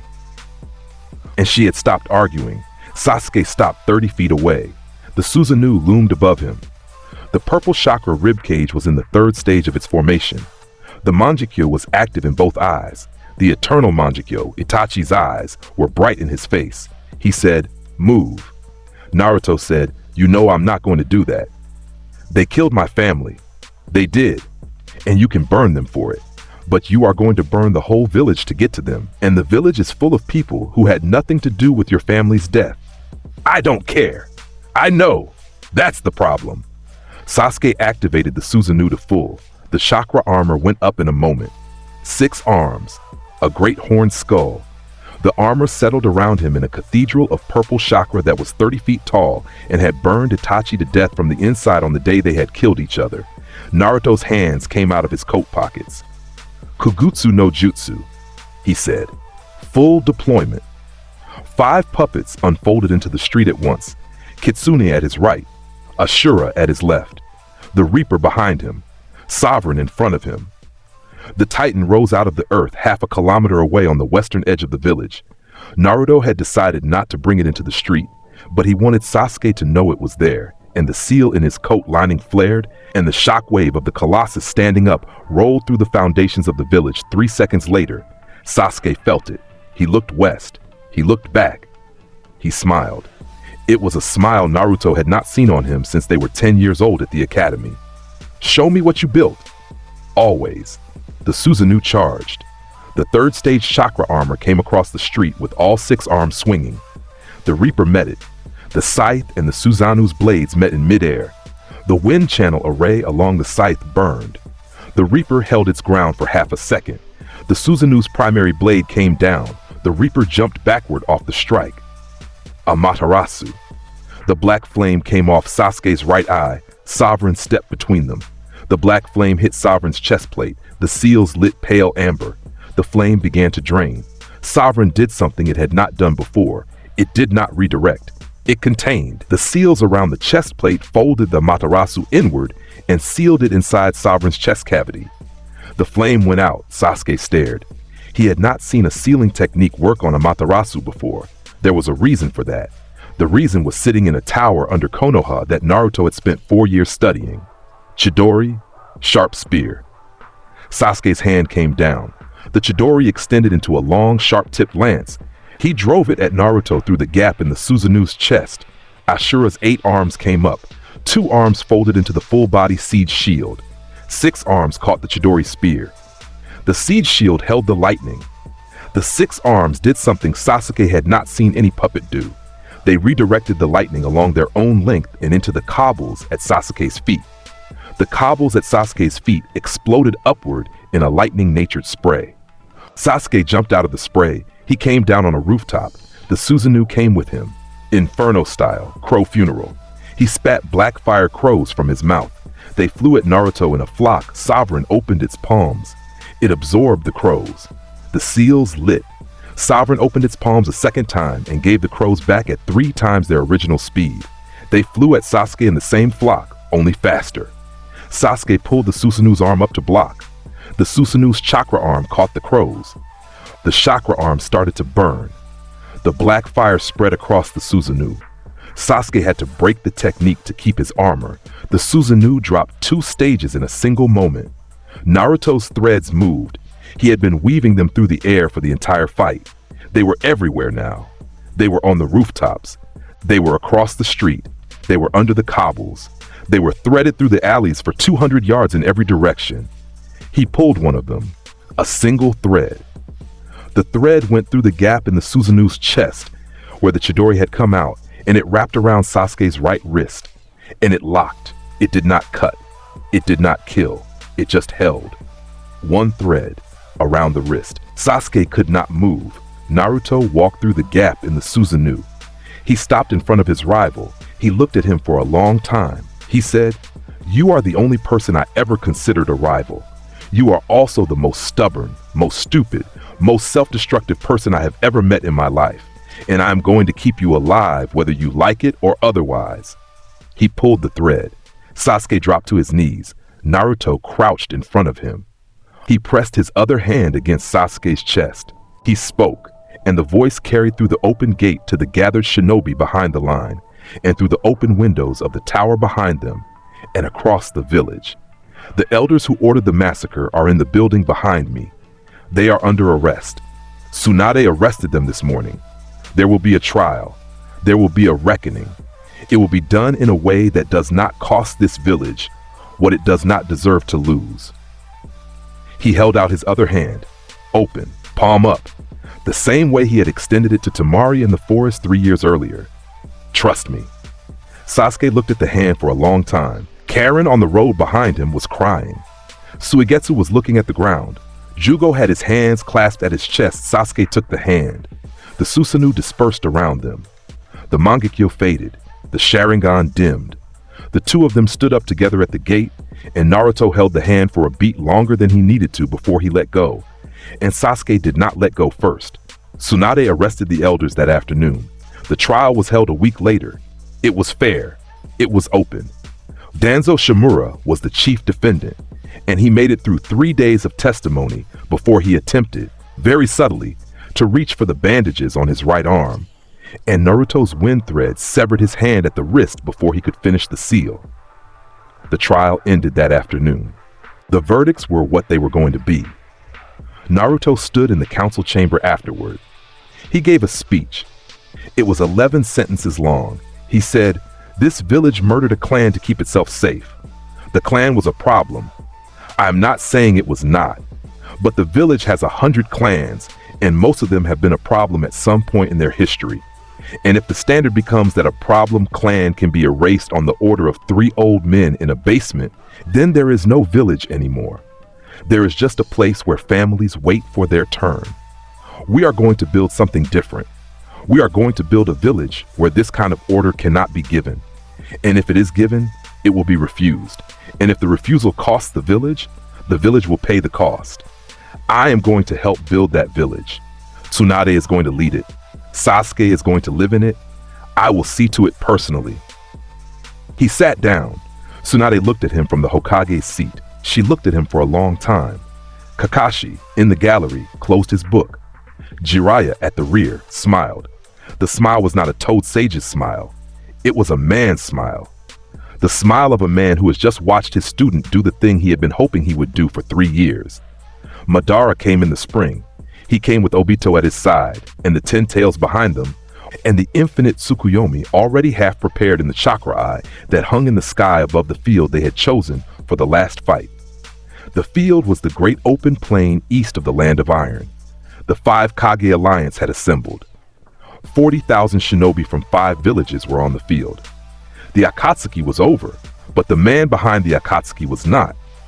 And the man behind the Akatsuki was not either. And they had come together for the end. Naruto walked out onto the field alone. He had asked the Alliance to step back. He had asked them to give him room. He had explained that he could move better without them on the field. And Tsunade had agreed, and Gaara had agreed, and the Tsuchikage and the Mizukage and the Raikage had agreed, and 40,000 shinobi had stepped back to a perimeter 500 yards away from the center of the field. The center of the field was a dead flat plain. Madara stood at the eastern end. Obito stood at his right. The 10 tails reared behind them, a great unfinished shape, 10 flagging tails, no eyes yet, breathing slow and heavy as it tried to wake up the rest of the way. Naruto stopped 100 paces from them. His hands were in his coat pockets. The wind moved his coat around his ankles. The scarf at his throat moved with it. The wind chime on the carving knife in his pocket rang once, very small, and was still. Obito spoke first. "You came alone. I came with everything I have ever built. That is the same thing." Obito looked at him for a long time. "Do you want to know what we are going to do?" "I know what you are going to do. You are going to put the world to sleep and call it peace. You are going to build a Tsukuyomi the size of the moon, and you are going to drop it on every living person on the continent. And you are going to tell yourself that what they wake up into in their dreams is better than what they had outside. You are going to do this because Rin died, and because you loved her, and because the only world you could imagine where she lives is one where everyone is asleep. I have read the texts. I have known about the plan since I was 14. I have been waiting." Obito was quiet for a long beat. "You want to put the world to sleep because you couldn't handle waking up. I lost everything. I was born with nothing, and I built something anyway. So the difference between us is that you stopped. Then I will show you why stopping was the only honest choice." Madara stepped forward, the man himself, not a phantom, not a corpse. Some last Izanagi trick, some last card pulled from an Uchiha chest that had been holding cards for a century. Madara Uchiha, in the flesh, in his prime, with the Rinnegan in both eyes and the gunbai across his back, and the long black hair moving in the wind across his shoulders. He looked at Naruto across the plain. He smiled. "Boy, old man, you have been killing my friends. They had it coming." Madara laughed. It was a long, low laugh. It was the laugh of a man who has been bored for 100 years and has finally found something to entertain himself. "Show me." Naruto's fingers spread. His hands came out of his coat pockets, both of them. 5 fingers each. 10 channels. The wind-natured chakra threads bloomed from his fingertips in a wave that crossed the plain in a single second and webbed every inch of the open ground between him and the 10 tails in a shifting, 3-dimensional grid that the shinobi watching from the perimeter would later describe as the moment the world changed shape. The seals in his coat lining flared at every fastening. 5 puppets unfolded onto the field at once. Kitsune dropped to his right and ran low across the dead plane, the chakra-sensing antennae unfolding across the ground as it went. Ashura rose at his left and locked into 8-arm combat configuration with 2 arms in shield, 2 in cannon, 4 in active strike. The Reaper materialized behind him with the scythe lifted high. The new shaft Naruto had built after the Kasame fight burning amber the entire length of it. Sovereign stepped forward at his front, palms open, the white frame catching the morning light. The Titan came up out of the earth behind him. It came up 600 feet tall. He had been growing it for 2 years. He had been adding to it on every visit home from every battle. He had been carving it longer and reinforcing its joints and feeding more of Kurama's chakra into the heart seal at its chest.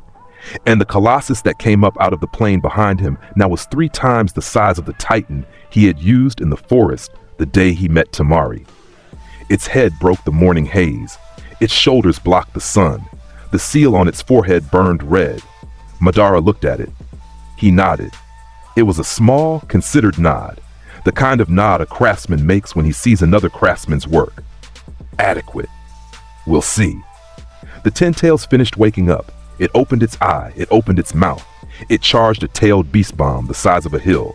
Naruto's left hand moved. Sovereign. The white puppet stepped forward across the plain in a single long stride that covered 50 yards. It opened its palms. The tailed beast bomb fired. Sovereign caught it. The seals along Sovereign's chest plate burned brighter than they had ever burned. The chest plate vibrated. The tailed beast bomb drained into the puppet at a rate the bomb had never been drained before. Sovereign held its hands open. It held them open for a full 10 seconds. The bomb went away into the chest plate. Sovereign closed its palms. It opened them again. The tailed beast bomb fired back at 3 times input. The compressed beam crossed the plane in a single moment and hit the 10 Tails directly in the eye that had just opened. The eye came apart. The head of the 10 Tails went with it. The neck of the 10 Tails opened in a hot crater. The body of the 10 Tails staggered backward 2 steps and dropped to 1 knee. The plane shook. 40,000 shinobi on the perimeter saw what they had just seen. Not one of them spoke. Madara opened both eyes wider. The Rinnegan pulsed. He said, "Oh."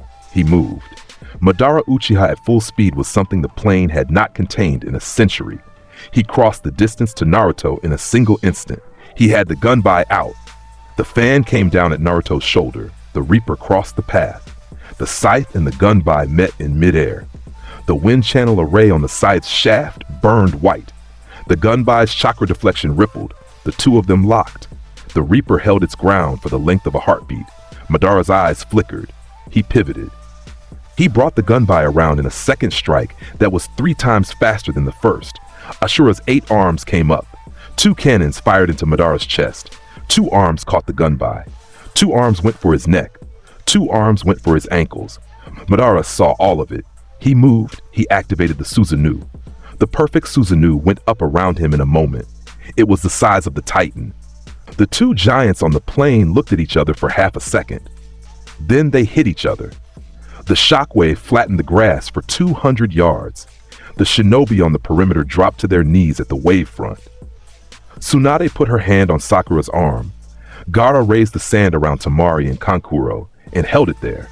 The Tsuchikage said something old in Iwa dialect that nobody around him understood, and that he would refuse to translate later. The Titan and the Susanoo locked. Naruto's threads moved. He had 30 of them in the air. He had 30 more in reserve. He had been waiting for the moment Madara committed to the Susanoo, because the Susanoo, for all its power, was a chakra construct, and a chakra construct was a thing his wind threads could read and find the joints of. He found the joints. He cut. The wind-natured threads sliced through the perfect Susanoo at the shoulders, at the hips, at the elbows, at the wrists. The Susanoo armor came apart in the same way Sasori's puppets had come apart in the desert. It fell off Madara's body in great chakra sheets that dispersed in the wind. Madara was exposed. He was on the plane. He had the Rinnegan still active. He had the gunbai still in his hand. He looked at the boy in the black coat across the plane, and he smiled, and he opened his mouth to say something, perhaps something old, perhaps something about respect. Perhaps something about the line that ran between them across the centuries, and Naruto's Reaper closed the distance between them in a single wind-thread anchor pull. The scythe came down. It took Madara at the neck. The wind blade off the shaft was 4 feet wide.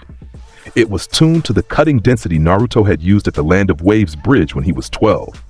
It was tuned higher than that now. It went through the Uchiha founder's neck the way the threads had gone through Orochimaru's fingers. And Madara Uchiha, the man who had shaped 100 years of suffering, the architect of every bad idea in the modern shinobi world, fell to the dead plane in 2 pieces. Obito screamed. He raised his Kamui hand. He went intangible. He came at Naruto across the plain at the speed of a man who had given up on being careful. Kitsune was waiting. The new chakra sensing antenna had been deployed across the plain since the start of the engagement. They had been reading the gap between dimensions for the entire fight. They had located the seam where Obito's solid and void states met, the half-second of vulnerability he had at the moment of his transition. Naruto's wind thread, finer than any thread he had ever spun, slid into that seam. The thread was thin enough to exist between dimensions. The thread was thin enough to hold the seam open. Obito's intangibility failed at the worst possible moment for him. He came back into solid space halfway through Kitsune's jaw. The puppet's bite closed on him at the chest. The Senbon launchers fired explosive tag-tipped needles at point-blank range into both of his sides. Naruto's wind threads wrapped his ankles, his wrists, his throat. The Reaper crossed the distance between them and brought the scythe around in an arc that did not need to finish. Obito Uchiha was already gone before the blade arrived, and the blade arrived anyway. And the body fell in 2 pieces on the dead plain beside Madara's. The 10 tails behind them was kneeling. Naruto walked across the plain toward it. He stopped at the edge of its shadow. He looked up at it. He raised both hands. The Titan walked forward to stand beside him. Sovereign walked forward at his other side. Ashura folded back into combat formation. Kitsune stood at his ankle. The Reaper waited at his back. He pushed his wind threads into the heart eye of the 10 tails. He found the seal at its center. He found the chakra anchor. He pulled. The 10 tails came apart along the line of its tails. It came apart along the line of its spine. It came apart along the line of its eye array. He took it apart the way he took apart any other puppet he had decided was finished. He took it apart in chakra, and in flesh, and in the spirit construct underneath. And the great sealed chakra of the 9-tailed beast that had been forced into the 10 tails' core came out of it in 9 separate streams. And he caught each stream in a sealing scroll he had been holding inside his coat for 2 years. And he sealed each tailed beast back into a separate scroll, and he did all of it in the time it took the 10 tails to disperse. The 10 tails dispersed. The chakra eye in the sky went out. The infinite Tsukuyomi failed. Naruto stood on the empty plain in the quiet, with the smoke rising around him and the Titan cooling at his back and 4 puppets at heel. He said nothing. He looked at the sky. He reached into his coat pocket. He took out the wind chime on the strip of Tamari's sash, tied to his carving knife since the gate of Suna. He held it up. The wind moved. The chime rang once, Klismal, in all the silence. He put it back in his pocket. He turned around. He walked toward home. Konoha rebuilt. The village had been damaged. The plain east of the Land of Iron had been damaged worse, but it had been a plain to begin with, and a plain could absorb damage in a way a village could not. The reconstruction took 6 months. The tile roofs went back up. The eastern wall was rebuilt taller. The market reopened. The civilians came back from the shelters in the mountains. The 5 Kaj alliance held. The treaty was signed in the Land of Iron in the autumn. The 5 villages, Leaf, Sand, Stone, Mist, Cloud, agreed to a permanent council and a shared intelligence network and a joint protocol for the handling of any future Akatsuki-style organization. Naruto signed for Konoha. Gaara signed for Suna. The 2 of them signed at the same table. They did not look at each other while they signed. After the signing, they walked out of the chamber together and got tea at a small place down the street, and they did not say anything for half an hour. And that was a conversation in itself. Tsunade named the next Hokage in a small private ceremony. It was held in the Hokage's office. The blinds were drawn. Shizune was there. Kakashi was there. Jiraiya was there. Iruka, who had cried for 3 days when he heard the recommendation, was there. The daimyo of fire was there in a low chair at the back. Tsunade stood in front of her desk. Naruto stood across from her. She took the hat off. She looked at it in her hands. She had worn it for a little over 3 years. She had worn it longer than she had wanted to, and shorter than the village had wanted her to. She held it for a long beat. She said, "Take the damn thing, Uzumaki. I've been holding it for you for 8 months." He took it. She said, "Don't make me regret this." He looked at her. He smiled. The smile was small. The smile was real. "I won't." The ceremony was over in 3 minutes. He walked out of the tower with the hat in his hand. He did not put it on. Nobody outside the office knew what had happened, and that was how he wanted it for now. He walked through the village in the late morning. He walked through the market and past the academy and out to the eastern gate. He had told Temari he would meet her there at noon. She was waiting. She had her fan on her back. Her arms were crossed. She had ridden the 4 days from Suna to be here. Her hair was up. She looked at him as he came down the road. She looked at the hat in his hand. The smirk that came onto her face was the slow kind that had taken her 4 full seconds to put together. She said, "You're going to be insufferable now." He said, "I've always been insufferable. You just kept showing up anyway." Someone had to. He stopped in front of her. He looked at her. He held the hat at his side. "Yeah," he said, "someone did." She hit him with the fan, lightly, on the shoulder. He caught the handle. He did not let go. She did not pull it back. The wind moved through the trees beside the gate. The wind chime at his hip rang once, very small, and was still. A door opened somewhere down the main street of Konoha. A bell rang in a shop. A child laughed at something. A merchant called out a price. A pair of chunin walked past the gate on their way to the training grounds and saluted. And Naruto returned the salute with the hand that was not holding the fan handle. And the chunin walked on. And Temari pulled lightly on the fan. He let her have it back. She put it on her shoulder. She said, "Walk me home." He said, "Princess, you are home." She looked at him. She looked at the hat. She looked at the gate behind him with the village beyond it. Her eyes went to the road that ran east from the gate, all the way out across the fire country and the desert beyond, all the way to the sand wall where Gaara would be waiting at the gate when she walked back. She said, "I am, aren't I?" "You are." She slid her free hand into his, their fingers intertwined. Somewhere in the village, a bell rang twice, marking the noon. The wind moved. The hat in his other hand caught the light. He had a meeting at the tower in an hour. He had a council briefing at 3. He had a ceiling scroll on his desk that he had been working on for 9 months, a project he had told nobody about, a project for a 6th puppet that would have her name on it because it was being built for her hand. Later, for now, the gate. For now, the wind. For now, her fingers in his and the village behind them, and the sky of blue you only get over Konoha after a long autumn rain. The boy in the black coat had stopped waiting a long time ago. He had built a clan out of wood and steel and chakra-laced wire. He had built a war out of the threats he had been promised. He had built a monster out of every story anyone had ever told him he was supposed to be. He had built and built and built, and the building had been the answer to every silence the village had ever offered him. He had built one more thing in the end. He had built a place at the gate where a girl from the desert could stand beside him in the long morning light and hold his hand, and where the door behind them was open, and where the road in front of them ran somewhere they were going to walk together. He looked at her. She looked back. He said, "Come on." She said, "Lead the way." He led the way. The gate of Konoha closed behind them in the warm afternoon, and the village hummed in the heat, and the wind moved through the trees, and somewhere a long way off, in a workshop under the village he had walked into one rainy night when he was 8, the cedar smell still hung in the air, and the spiral on the floor was still, and the lamps he had hung along the workbench glowed gently in the dark, waiting for him to come back down and build the next thing. He would. He always did. That was what his hands had been built for. That was what he had been built for. The world had stopped waiting a long time ago, and it had never started again. And a boy in a black coat had taught it how to stand still.